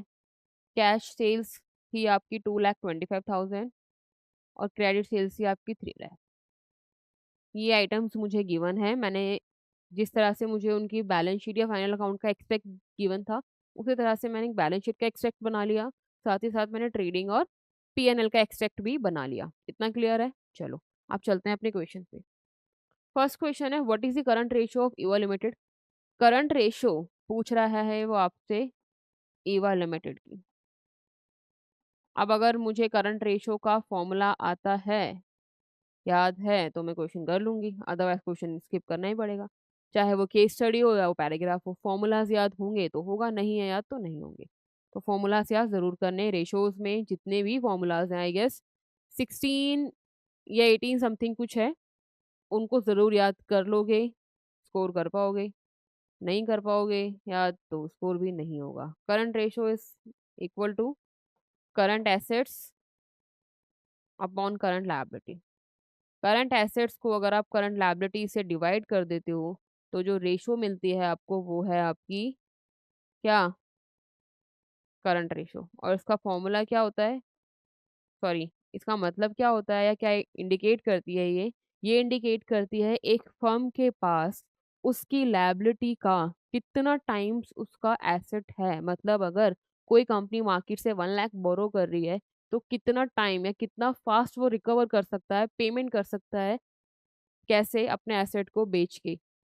इसलिए करंट रेशो कैलकुलेट की जाती है, या इसलिए करंट रेशो एसिडेंट की जाती है, ताकि कंपनी को पता चल सके कि उसकी पोजीशन क्या है। अगर फर्म को लिक्विड हो चुकी है, लिक्विड मतलब इंसॉल्वेंट हो गई है, अपने एसेट्स को उसे लिक्विड करना पड़ रहा है, कैश में कन्वर्ट करना पड़ रहा है, तो कितना टाइमली पेमेंट कर सकती है वो अपनी लायबिलिटीज के लिए। क्लियर है? आइडियल यही होती है 2:1, मतलब एक कंपनी के पास जितनी उसकी लायबिलिटी है, उसका डबल उसके पास एसेट होना चाहिए। ऐसा क्या है? आइडियल रेशियो है। जनरली ऐसा नहीं होता है, वो अलग कॉस्ट पे पहुंच जाओगे तुम फाइनेंस पे, अभी यहीं रुक जाओ। ठीक है? जनरली ऐसा नहीं होता। ना मैनेजर या आपका अकाउंटेंट चाहता है ऐसा हो कि वो डबल रखे अपने पास। चलो छोड़ो अभी। करंट लायबिलिटी की अमाउंट आई गेस 290 ही है, और करंट एसेट की 5 लाख है। 5 लाख अपॉन 290, वेरी गुड। चलो 40 से 40 कैंसिल करो। आई गेस आपकी जो अमाउंट अमाउंट आएगी ये 2,90,500, 1.72 ऐसा कुछ होगी शायद। यही है क्या? चेक कर लेती हूँ मेरे को।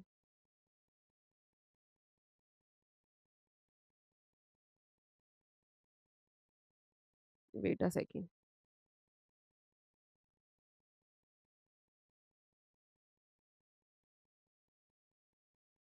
50 divide by 29, 1.7241। Okay,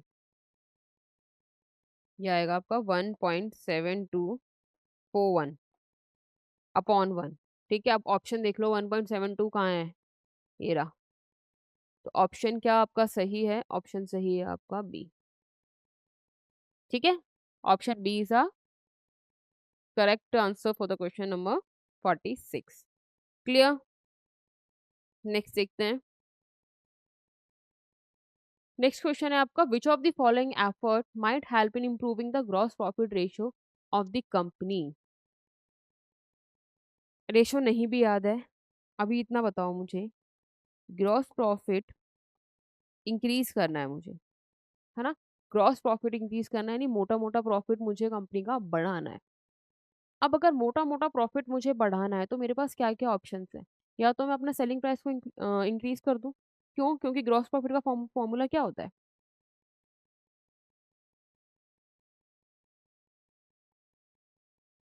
selling selling price minus cost price. अब अगर फॉर्मूला ही मेरा ग्रॉस प्रॉफिट का है selling price minus cost price, इसका मतलब अगर मैं या तो इसको बढ़ा दूं, या तो मैं इसको बढ़ा दूं, या मैं इसको कम कर दूं, यही दो ऑप्शंस हैं। सेलिंग प्राइस बढ़ जाएगा तो भी डिफरेंस क्या होगा? डिफरेंस मेरा बढ़ जाएगा, और डिफरेंस बढ़ जाएगा तो क्या इंडिकेट कर रहा है? ग्रॉस प्रॉफिट बढ़ जाएगा मेरा। साथ ही साथ अगर मैं कॉस्ट प्राइस को रिड्यूस कर दूं, तो मेरा सेलिंग प्राइस अगर सेम भी है या कांस्टेंट है, अगर सीपी कम हो गया, सीपी कम हो गया मतलब फिर से जो मार्जिन है वो बढ़ रहा है, और अगर ये मार्जिन बढ़ रहा है तो इसी को क्या बोलते हो आप? ग्रॉस प्रॉफिट बोलते हो। तो इनडायरेक्टली अगर आप सेलिंग प्राइस को बढ़ा दो और कॉस्ट प्राइस को कम कर दो, तो मेरा क्या होगा? मेरा ग्रॉस प्रॉफिट बढ़ जाएगा। यस और नो? बस यही ऑप्शन चूज करना है यहाँ से। Increasing the selling price, yes, अगर आपने सेलिंग प्राइस को बढ़ा दिया तो आपका ग्रॉस प्रॉफिट भी बढ़ जाएगा, ग्रॉस प्रॉफिट मार्जिन भी बढ़ जाएगा। दूसरा, रिड्यूसिंग द डायरेक्ट एक्सपेंस। अब बेटा डायरेक्ट एक्सपेंस इंक्लूड होता है आपका कॉस्ट प्राइस में, ठीक है? डायरेक्ट एक्सपेंस ही आपका इंक्लूड होता है कॉस्ट प्राइस में। तो अगर कॉस्ट प्राइस रिड्यूस कर रहे हो या आप डायरेक्ट एक्सपेंस को रिड्यूस कर रहे हो, एक ही बात है। तो हाँ, ये भी आपका जीपी बढ़ा देगा। दूसरा, चार्जिंग ग्रेटर डेप्रिसिएशन। नहीं भाई, डेप्रिसिएशन अगर चार्ज हो रहा है तो उससे आपको प्रॉफिट थोड़ी ना मिल रहा है। वो आप बात करो नेट प्रॉफिट की। अगर आप ये बात कर रहा है नेट प्रॉफिट की, है ना? जो मैं बोल रही थी, ऐसे वाले खर्चे जिनको हम एनकाउंटर ही नहीं कर रहे होते, या जिनको हम एस्टिमेट ही नहीं कर रहे होते during the process for finding the GDP, sorry, GP not GDP. GP find out करते टाइम हम इन सारे एक्सपेंसेस को, पेटी एक्सपेंसेस को, या वो सारे एक्सपेंसेस जो आपके डायरेक्ट एक्सपेंसेस नहीं होते, उन्हें हम एनकाउंटर ही नहीं कर रहे होते, है ना? जैसे अगर कोई शॉपकीपर शॉप खोल के बैठा हुआ है, उसने अपना स्टॉक मंगवा लिया या परचेज कर लिया, वो कंपेयर कर रहा होता है उस परचेजिंग कॉस्ट को सेलिंग प्राइस के साथ। वो नहीं, वो फिर कंपेयर करने के बाद उसको पता चलता है कि उसने इन अ मंथ प्रॉफिट अर्न किया है या लॉस अर्न किया है, राइट? वो ये नहीं देख रहा होता उस प्रोसेस में कि उसने लाइट्स भी यूज़ करी हुई है, जहाँ पे वो अपनी शॉप को रन कर रहा है। वहाँ पे वो फ्रिज को यूज़ कर रहा है, उसकी भी कॉस्ट को इंक्लूड नहीं कर रहा होता जब वो मोटा-मोटा प्रॉफिट या लॉस असर्टेन कर रहा होता है। लेकिन जब उसे नेट फिगर पे आना होता है कि एक्चुअल में कितना प्रॉफिट या लॉस हुआ है उसे, तो वो बारीक-बारीक, है ना, छोटे-छोटे एक्सपेंसेस, पेटी एक्सपेंसेस को भी क्या कर रहा होता है? काउंट कर रहा होता है। तो काउंट करने के बाद कौन-सा प्रॉफिट आता है? आपका नेट प्रॉफिट आता है। इतना क्लियर है? तो अगर कोई मशीनरी, कोई एसेट डेप्रिशिएट हो रहा है, तो उसकी वजह से क्या होगा? उसकी वजह से प्रॉफिट या लॉस तो रिड्यूस होगा। और अगर प्रॉफिट और लॉस रिड्यूस होगा, तो बेटा क्या होगा? डेप्रिसिएशन वाला फंडा आप क्या करोगे? इंक्लूड करोगे। अब दूसरी चीज़, ये तो पता चल गया कि डेप्रिसिएशन बात कर रहा है तो नेट प्रॉफिट की बात कर रहा है, या प्रॉफिट एंड लॉस अकाउंट की बात कर रहा है, लिख सकते हो। ये दोनों आपकी ट्रेडिंग अकाउंट की बात कर रहे हैं, और ट्रेडिंग अकाउंट की बात कर रहे हैं तो जीपी की बात कर रहे हैं, और पीएनएल बात कर रहा है तो आपका नेट प्रॉफिट की बात कर रहा है। इतना क्लियर है? अब अगर सपोज डेप्रिशिएशन बढ़ रहा है, डेप्रिशिएशन बढ़ रहा है, तो क्या मैं ये बोलूंगी कि मेरा एक्सपेंस बढ़ रहा है? मेरा एक्सपेंस बढ़ रहा है। और अगर एक्सपेंस बढ़ रहा है तो क्या it leads to decrease in profit, not increase in profit, है ना? तो ये तो वैसे भी पॉसिबल नहीं है, ये तो आना ही नहीं चाहिए था किसी के भी माइंड में, किसी भी तरह से। ये जीपी के लिए तो पहली बात तो जीपी से रिलेट नहीं करता है ये। दूसरी चीज, अगर जीपी से रिलेटेड आप नहीं भी मान रहे हो, तो भी अगर डेप्रिसिएशन बढ़ रहा है, तो आपका एक्सपेंस बढ़ेगा, तो अल्टीमेट इफेक्ट क्या होगा? अल्टीमेट इफेक्ट ये होगा कि आपका प्रॉफिट भी रिड्यूस हो जाएगा।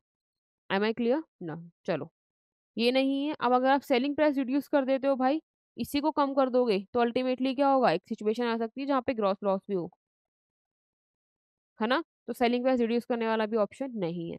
तो कौन सी स्टेटमेंट सही है मेरी? A and B. अब ए एंड बी कहाँ है? ए एंड बी यहाँ है। यहाँ मतलब ऑप्शन सी में है। अब ऑप्शन सी में दे रखा है ए एंड बी, तो हम ऑप्शन सी को करेक्ट चूज़ कर लेंगे। क्लियर? तो आंसर क्या है इसका? ऑप्शन सी, जो कि कहता है कि ए और बी स्टेटमेंट ही सही है, जहाँ पे आप डायरेक्ट एक्सपेंस को रिड्यूस कर दो या फिर सेलिंग प्राइस को बढ़ा दो, जिसकी वजह से आपका क्या होगा? आपका जीपी बढ़ जाएगा। चलें आगे? चलो। The working capital turnover of Eva limited is, या विल बी, तो ये कैसे होती है? कैलकुलेट कैसे करते हो आप? Net assets upon working capital, upon working capital. क्या फॉर्मूला है इसका? या किसका फॉर्मूला है ये? एक मिनट रुक जाओ, फिर से लिख देती हूँ। Working capital turnover is equals to net sales upon working capital. ठीक है, वर्किंग कैपिटल टर्नओवर का फॉर्मूला होता है आपका net sales upon working capital. That means sales के लिए, जो आप सेल कर रहे हो, उसके लिए आपको कितनी वर्किंग कैपिटल की रिक्वायरमेंट है। क्लियर है ये चीज? ये इसका ये इंडिकेट करती है ये चीज। अब क्या मुझे नेट सेल गिवन है मेरे क्वेश्चन में? क्या मुझे नेट सेल गिवन है? नहीं। क्या मुझे वर्किंग कैपिटल गिवन है? नहीं। लेकिन मुझे पता है कि इन्हें कैलकुलेट कैसे करना है। कैसे करना है? Net sales is equals to कितनी सेल हुई है एक पीरियड में, एक ईयर में, वो रिप्रेजेंट करता है आपका नेट सेल्स। अगर ये रिप्रेजेंट करता है, दैट मीन्स कैश और क्रेडिट दोनों ही इंक्लूड होगी इसके अंदर। ठीक है, cash sales plus credit sale. Cash sales आपको दे रखी थी 2,25,000, जिसके लिए बोला हुआ था ये 75% ऑफ क्रेडिट सेल्स है। यस और नो? दोनों को ऐड कर दिया, मुझे मिल गया 5,25,000 की मेरी क्या हो गई? मेरी नेट सेल हो गई। ये मेरी नेट सेल है। ठीक है, फिर कहता है working capital.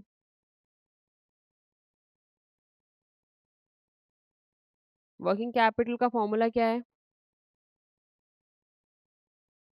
Current assets minus current liability.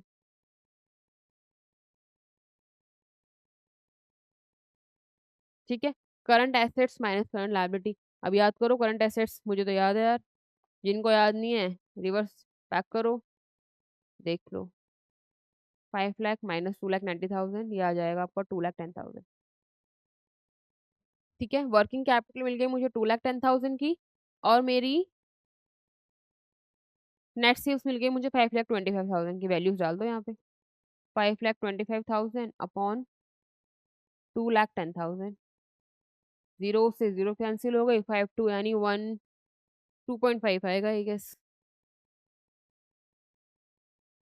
210 2.5 से मल्टीप्लाई कर दो, ये हो जाएगा 105, एंड 210 और 2.5 को करना है ना, 420 एंड 105।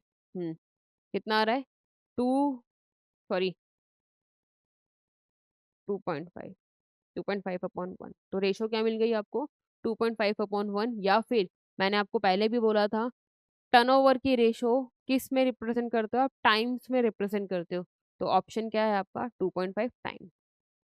ठीक है, कौन सा ऑप्शन? ऑप्शन सी, जहाँ पे बोल दिया वर्किंग कैपिटल टर्नओवर रेशो क्या है आपकी? 2.5 टाइम्स है। दैट मीन्स अगर वर्किंग कैपिटल रिक्वायर्ड 1 लाख है, तो नेट सेल्स कितने की हो जाएगी? 2,50,000 की। ठीक है, या फिर आप इसको इस तरह भी बोल सकते हो कि अगर एक फर्म को सेल्स करनी है अपनी अराउंड 2,50,000, तो उसे एटलीस्ट 1 लाख का वर्किंग कैपिटल मेंटेन करना पड़ेगा। Am I clear? चलो, नेक्स्ट पे मूव करते हैं। What is the proprietary ratio of Eva limited?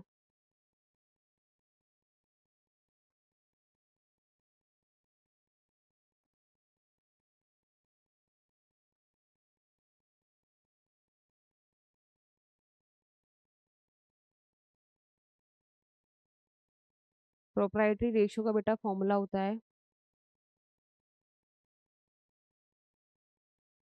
Share holder fund upon total asset.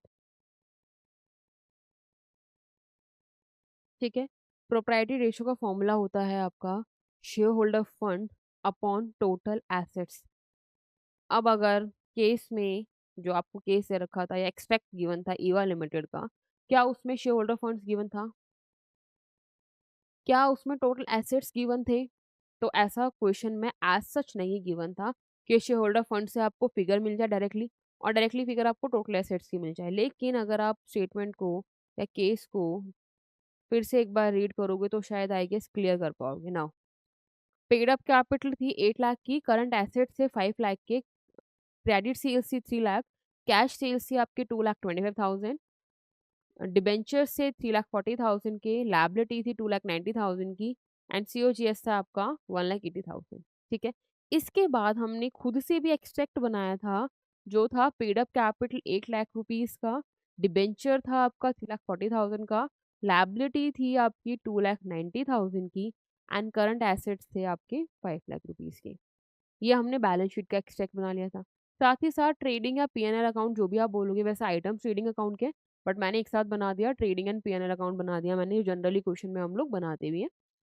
और बाद में यहाँ से हम क्या एसेट इन करते हैं, यहाँ से हम अपना ग्रॉस प्रॉफिट या ग्रॉस लॉस लेते हैं और वो ट्रांसफर कर देते हैं कहाँ पे, इधर या इधर ट्रांसफर कर देते हैं। यहाँ आपका ग्रॉस लॉस आता है और यहाँ आपका क्या आता है बेटा जी, ग्रॉस प्रॉफिट। ठीक है, ग्रॉस प्रॉफिट जो ट्रेडिंग अकाउंट से आपका मिलता है उससे आप ट्रांसफर कर देते हो पीएनएल अकाउंट में, और किस नाम से, नेट प्रॉफिट के नाम से। सॉरी मैंने उल्टा लिख दिया यार, यहाँ ग्रॉस प्रॉफिट होता है, यहाँ ग्रॉस लॉस होता है, इधर नेट प्रॉफिट आ जाता है, नॉट नेट प्रॉफिट, इधर आपका जी ग्रॉस लॉस ट्रांसफर हो जाता है, इधर आपका ग्रॉस प्रॉफिट ट्रांसफर हो जाता है। ठीक है, फिर ग्रॉस प्रॉफिट में से जब हम बाकी के सारे एक्सपेंसेस को क्या कर देते हैं, माइनस कर देते हैं, तो मुझे यहाँ पे क्या मिल जाता है, नेट प्रॉफिट। ठीक है, अगर सपोज नेट ग्रॉस लॉस है, बाकी के सारे एक्सपेंसेस उसमें आप ऐड कर देते हो, इनकम यहाँ पे जो मिलती है उनको एडजस्ट कर लेते हो, तो आपका net profit sorry net loss आ जाता है। ठीक है, ये आपका ट्रेडिंग एंड पीएनएल अकाउंट बनता है। चलो back to the question, balance sheet का एक्सट्रैक्ट मिल गया, ट्रेडिंग एंड पीएनएल का एक्सट्रैक्ट मुझे मिल गया, इतना क्लियर है। अब मुझसे पूछ क्या रहा है भाई, वो मुझसे पूछ रहा है क्वेश्चन में क्या, शेयर होल्डर फंड कितने हैं। अब शेयर होल्डर फंड की अगर मैं बात करूं यार,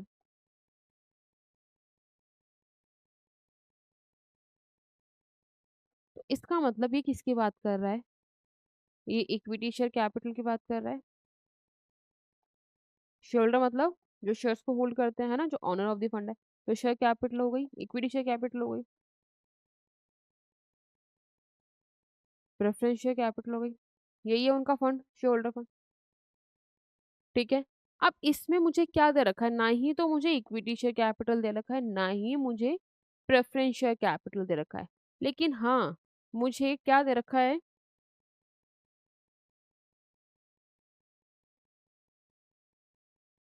equity share capital plus preference share capital. किसी भी फर्म की equity share capital plus preference share capital, जो कैपिटल है ऑनर्स की, जो कैपिटल है शेयर होल्डर्स की, जो कैपिटल है वो डिवाइड होती है टाइप्स ऑफ कैपिटल में। दोनों के लिए ही, ऐसा नहीं है कि सिर्फ इक्विटी के लिए है या प्रेफरेंस के लिए है, ये दोनों के लिए ही है ना। ऐसे कर सकते हैं। क्लियर? तो टाइप्स ऑफ कैपिटल में आपकी 5 टाइप्स की कैपिटल होती है, ये हम रिपीटेडली कर रहे हैं। ऑथराइज़ होती है,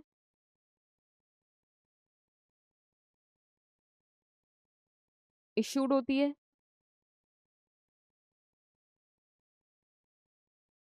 सब्सक्राइब्ड होती है,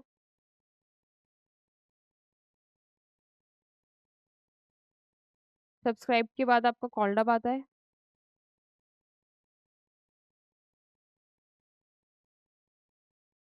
एंड देन आपका पेड अप आता है,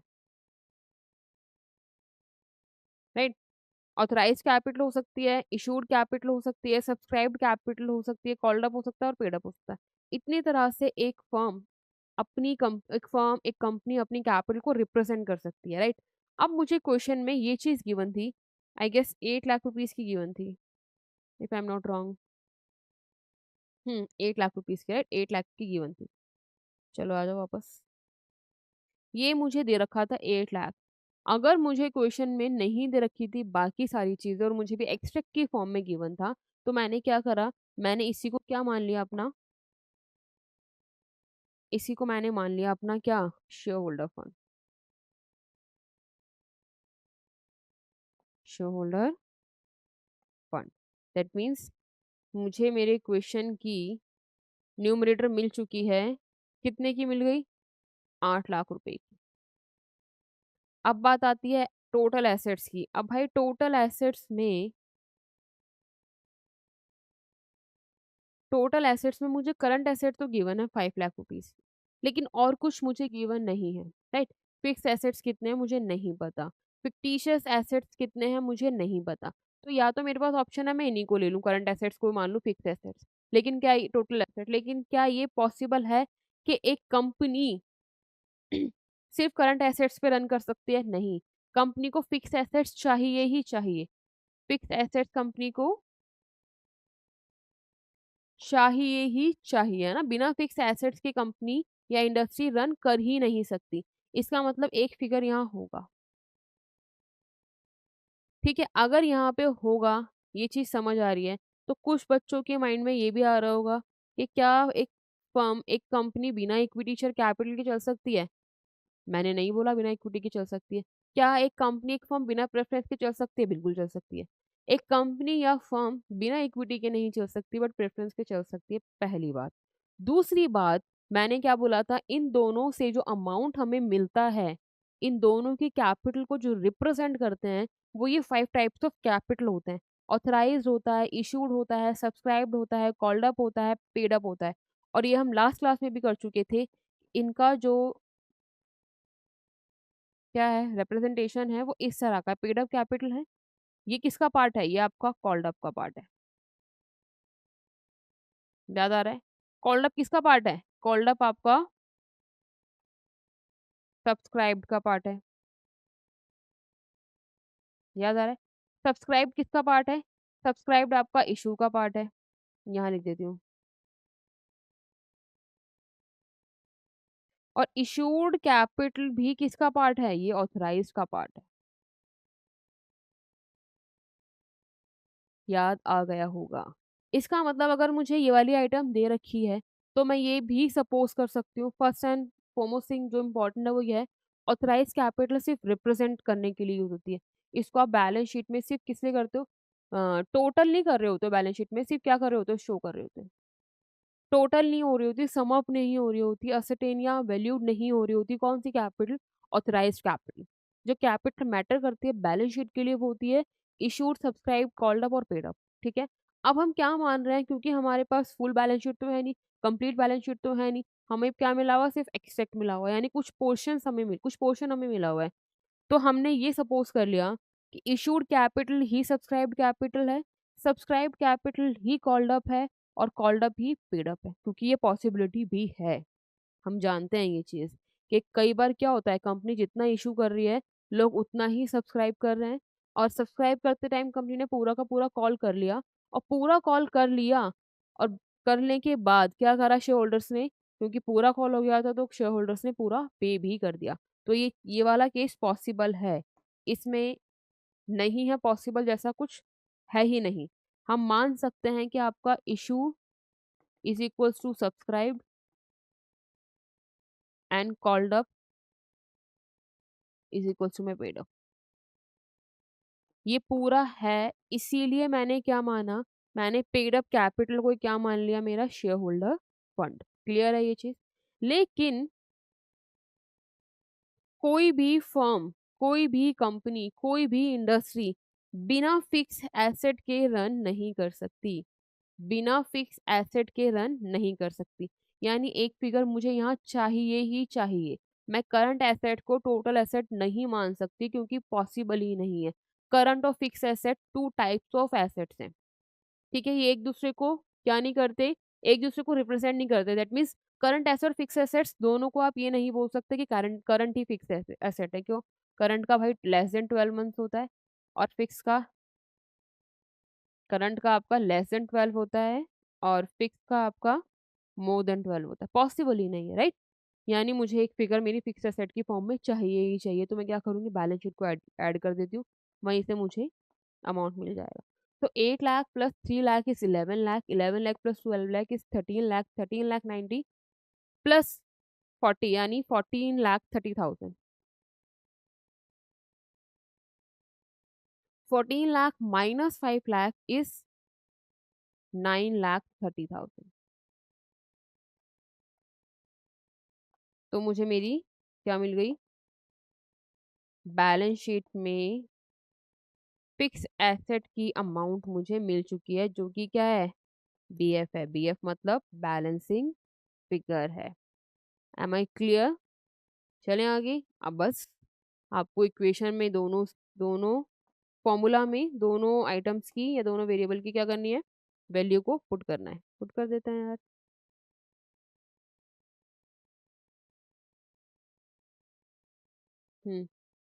कितना है मेरा, तो कितना आया था, 9 लाख 30,000। 4 जीरो से कैंसिल हुई है, 4 जीरो डिवाइड करेंगे तो आई गेस 0.54559 है। सॉरी, टोटल एसेट मेरे 9 लाख 40 के नहीं है, यही मिस्टेक कर दी थी यार मैंने।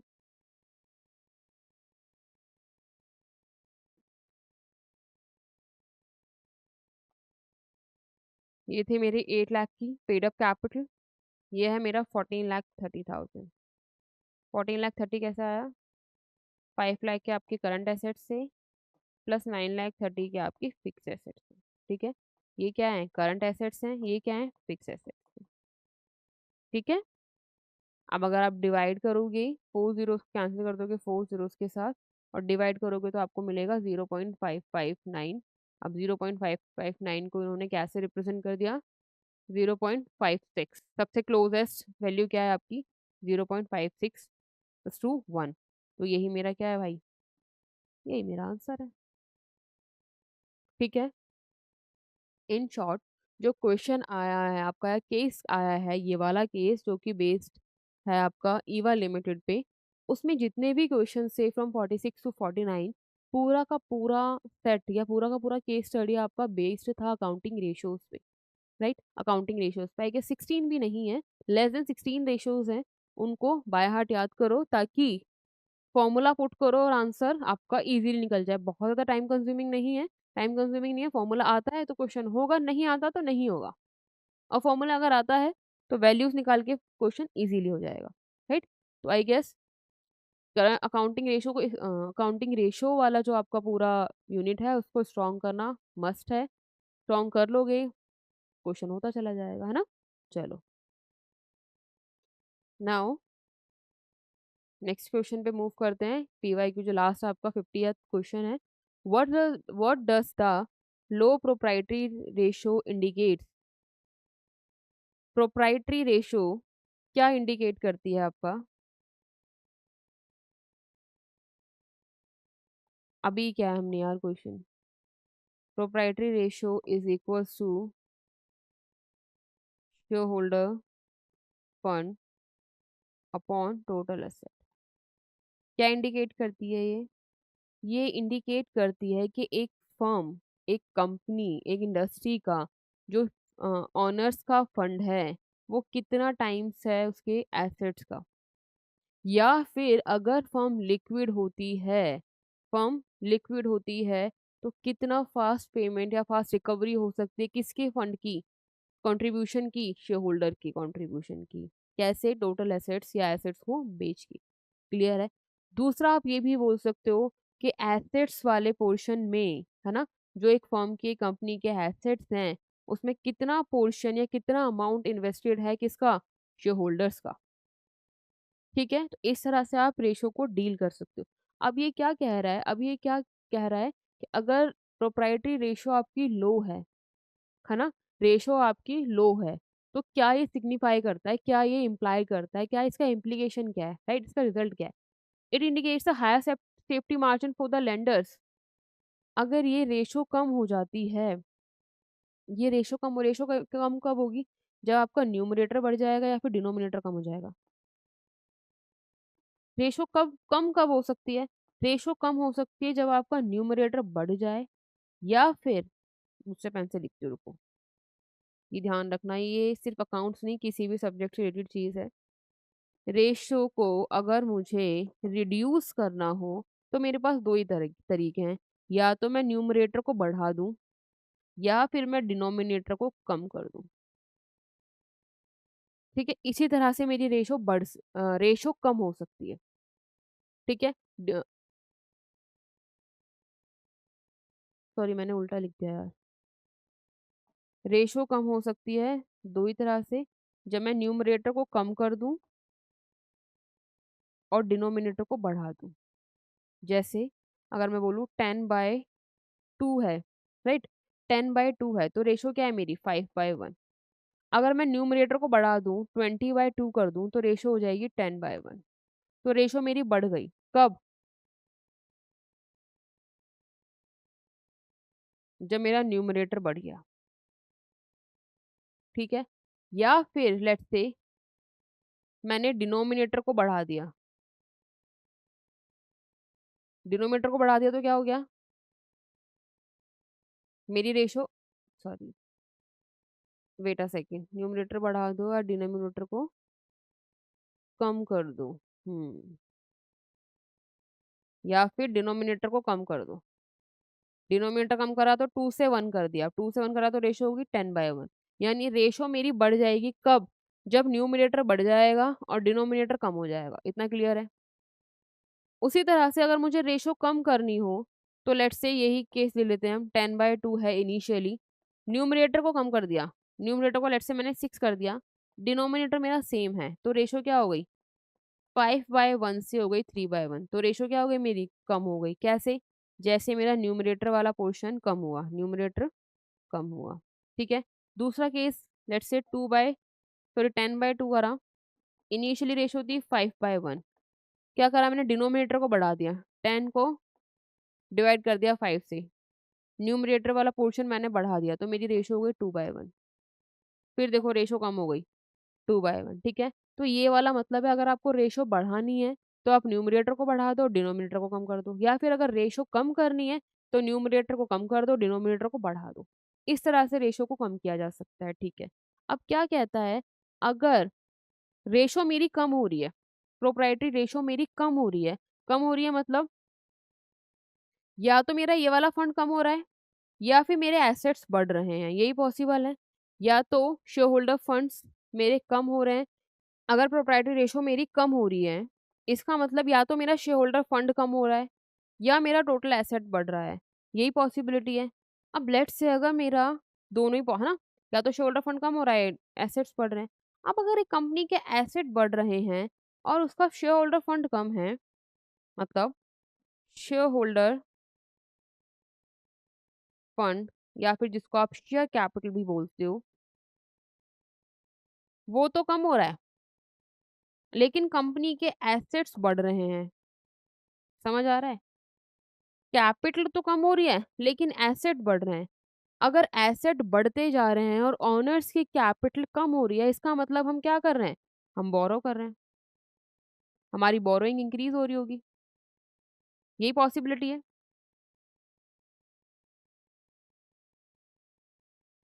होता है ना कई बार किसी एक इंडिविजुअल की इनकम तो बहुत कम होती है, लेकिन हाँ, उसके पास जाओगे तो उसके पास बहुत सारा एसेट होता है। बहुत सारा एसेट मतलब अच्छी कार होगी, अच्छा घर होगा, है ना? ठीक है? उसका जो इंटीरियर है वो बहुत अच्छा है, यानी उसके पास एसेट्स बहुत अच्छे हैं बट उसकी इनकम अच्छी नहीं है। इसका मतलब क्या हो रहा है? उस पर्सन ने, उस इंडिविजुअल ने बोरो किया हुआ है फ्रॉम द मार्केट। ठीक है? तो सेम अप्लाई होता है कॉन्सेप्ट आपका कंपनी पे भी। अगर कंपनी के ओनर्स की कैपिटल तो कम है, लेकिन कंपनी के एसेट्स बढ़ रहे हैं। अगर कंपनी की कैपिटल कम हो रही है, एसेट बढ़ रहे हैं, इसका मतलब बोरोइंग बढ़ रही है। बोरोइंग बढ़ रही होगी तभी ये पॉसिबल है। अब बोरोइंग बढ़ रही है इसका मतलब क्या हो रहा है? डेट फाइनेंस बढ़ रहा है। डेट फाइनेंसिंग इंक्रीज़ हो रहा है। अब ये मुझे कैसे पता चला? क्योंकि एक कंपनी 2 ही तरह से फाइनेंस कर सकती है, ईदर इक्विटी या शेयर और दूसरा डेट। कौन-कौन से ऑप्शन होते हैं कंपनी के पास फंड रेज़ करने के? 2 ही ऑप्शन होते हैं, या तो शेयर्स होता है या फिर डिबेंचर होता है, ठीक है? अब मैं बोल रही हूँ शेयर्स कम हो रहे हैं और मेरा एसेट क्या हो रहा है? बढ़ता जा रहा है, ठीक है? अगर शेयर्स मेरे कम हो रहे हैं इसका मतलब क्या होगा? बैलेंस करने के लिए मुझे डिबेंचर वाला पोर्शन इंक्रीज़ करना पड़ेगा, तभी पॉसिबल है, डिबेंचर इंक्रीज़ होगा तो हाँ। अगर कैपिटल कम हो रही है, एसेट बढ़ रहे हैं फिर भी, तो उसका मतलब क्या है? बोरोइंग बढ़ रही है, बोरोइंग बढ़ रही है तो डेट फाइनेंस बढ़ रहा है। यानी कंपनी जैसे फाइनेंस करती थी अपने प्रोजेक्ट को, अपने एसेट्स को, वो अब इक्विटी से ना करके डेट से कर रही है। अब अगर डेट पोर्शन इंक्रीज़ होता है, अगर डेट पोर्शन या प्रोपोर्शन दोनों बोल सकते हो आप, इंक्रीज़ हो रहा है, इसका मतलब रिस्क बढ़ रहा है। अब रिस्क क्यों बढ़ रहा है? रिस्क इसलिए बढ़ रहा है, अगर आप अपना इन्वेस्टेड अमाउंट इन्वेस्ट करते हो अपने एसेट्स को परचेज़ करने में, तो आपको आपकी ना लायबिलिटी नहीं होती, है ना? जैसे चार्ज अगेंस्ट प्रॉफिट नहीं होता क्या? कैपिटल। आपको घाटा या है ना, घाटा या लॉस होना ही नहीं होता जब आप खुद की मनी को इन्वेस्ट कर रहे होते हो। लेकिन अगर आप बोरो कर रहे होते हो तो उसमें एक कॉस्ट ऐड हो जाती है जो कि इंटरेस्ट की फॉर्म में होती है, जो आप पे करते हो थर्ड पार्टी। क्लियर हो रहा है ये? अगर आप अपना 1 लाख रुपए इन्वेस्ट कर रहे हो किसी एसेट को परचेज़ करते टाइम, तो उसमें आप जो लूज़ करोगे वो आपकी अपॉर्च्युनिटी कॉस्ट होगी, जो आप इन्वेस्ट कर सकते थे कहीं और उस उन 1 लाख को इन्वेस्ट करने के बाद, वो होगी। लेकिन अगर आप किसी से बोरो करके इन्वेस्ट कर रहे हो दैट मीन्स आपने एक कॉस्ट और ऐड कर ली अपने लिए जिसका नेम है इंटरेस्ट रेट, ठीक है? तो कहीं न कहीं आप क्या कर रहे हो? आप रिस्क बढ़ा रहे हो, आपका फाइनेंशियल रिस्क बढ़ रहा है। कैसे? जब डेट पोर्शन आपका इंक्रीज़ हो रहा है। इतना क्लियर है?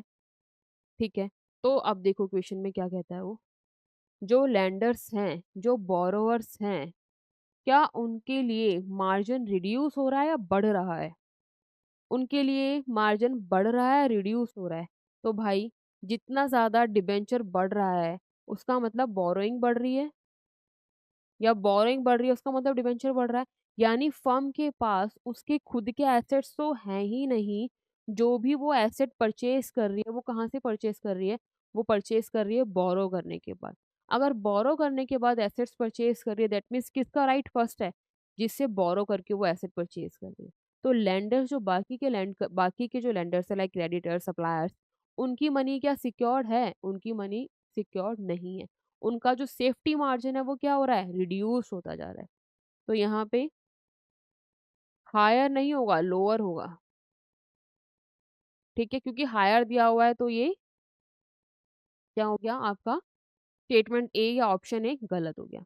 दूसरा, it indicates that long term lender are less secured. Possibility है कि लॉन्ग टर्म जो लेंडर्स हैं वो अनसिक्योर्ड हैं या लेस सिक्योर्ड हैं। बट क्या हो सकता है प्रोजेक्ट डील ही ना कर रहा हो लॉन्ग टर्म में, प्रोजेक्ट डील कर रहा हो शॉर्ट टर्म में। जब प्रोजेक्ट अगर डील कर रहा है शॉर्ट टर्म में, तो ये वाली पॉसिबिलिटी भी नहीं है, ठीक है? नेक्स्ट देखते हैं, नेक्स्ट क्या है? It indicates higher financial risk of the company. बिल्कुल सही, फाइनेंशियल रिस्क बढ़ जाता है क्योंकि कॉस्ट ऑफ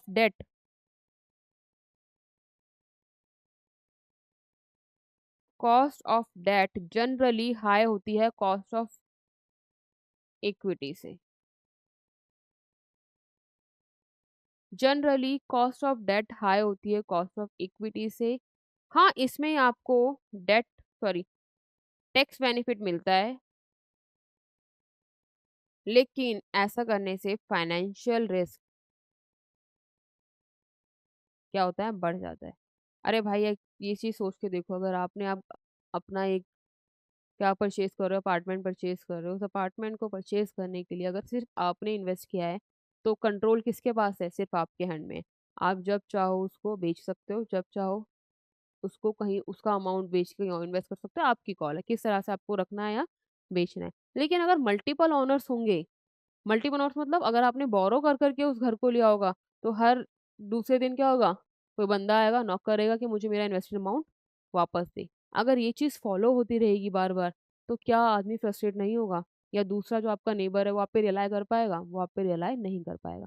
तो कंपनी के लिए फाइनेंशियल रिस्क बढ़ जाता है और इंडिविजुअल के लिए उसकी क्रेडिट रेटिंग खराब हो जाती है।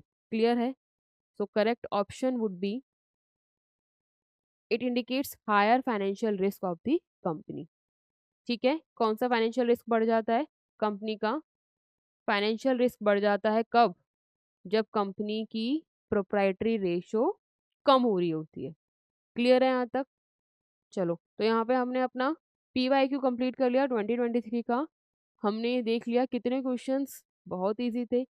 इवन मोस्टली क्वेश्चन जो बेस्ड थे आपके कैपिटल रिसीट कैपिटल एक्सपेंडिचर पे थे, डिसोल्यूशन की प्रेफरेंस लिस्ट पे थे, है ना? ये कॉमन क्वेश्चंस थे। रेशियोज़ पे आपके 5 क्वेश्चन बेस्ड हैं, शेयर कैपिटल पे आपका पार वैल्यू, फेस वैल्यू और एप्लीकेशन वो फीचर। कुछ इंपॉर्टेंट टॉपिक्स थे, जिनको अगर आप अपने टिप्स पे रखते हो तो क्वेश्चन ईज़िली हो जाएँगे। क्लियर है? इन कॉन्सेप्ट्स को बार-बार रिवाइज़ करो, ताकि मार्क्स या स्कोर आपका अच्छा हो जाए। सो एंड करते हैं अपना पीवाईक्यू।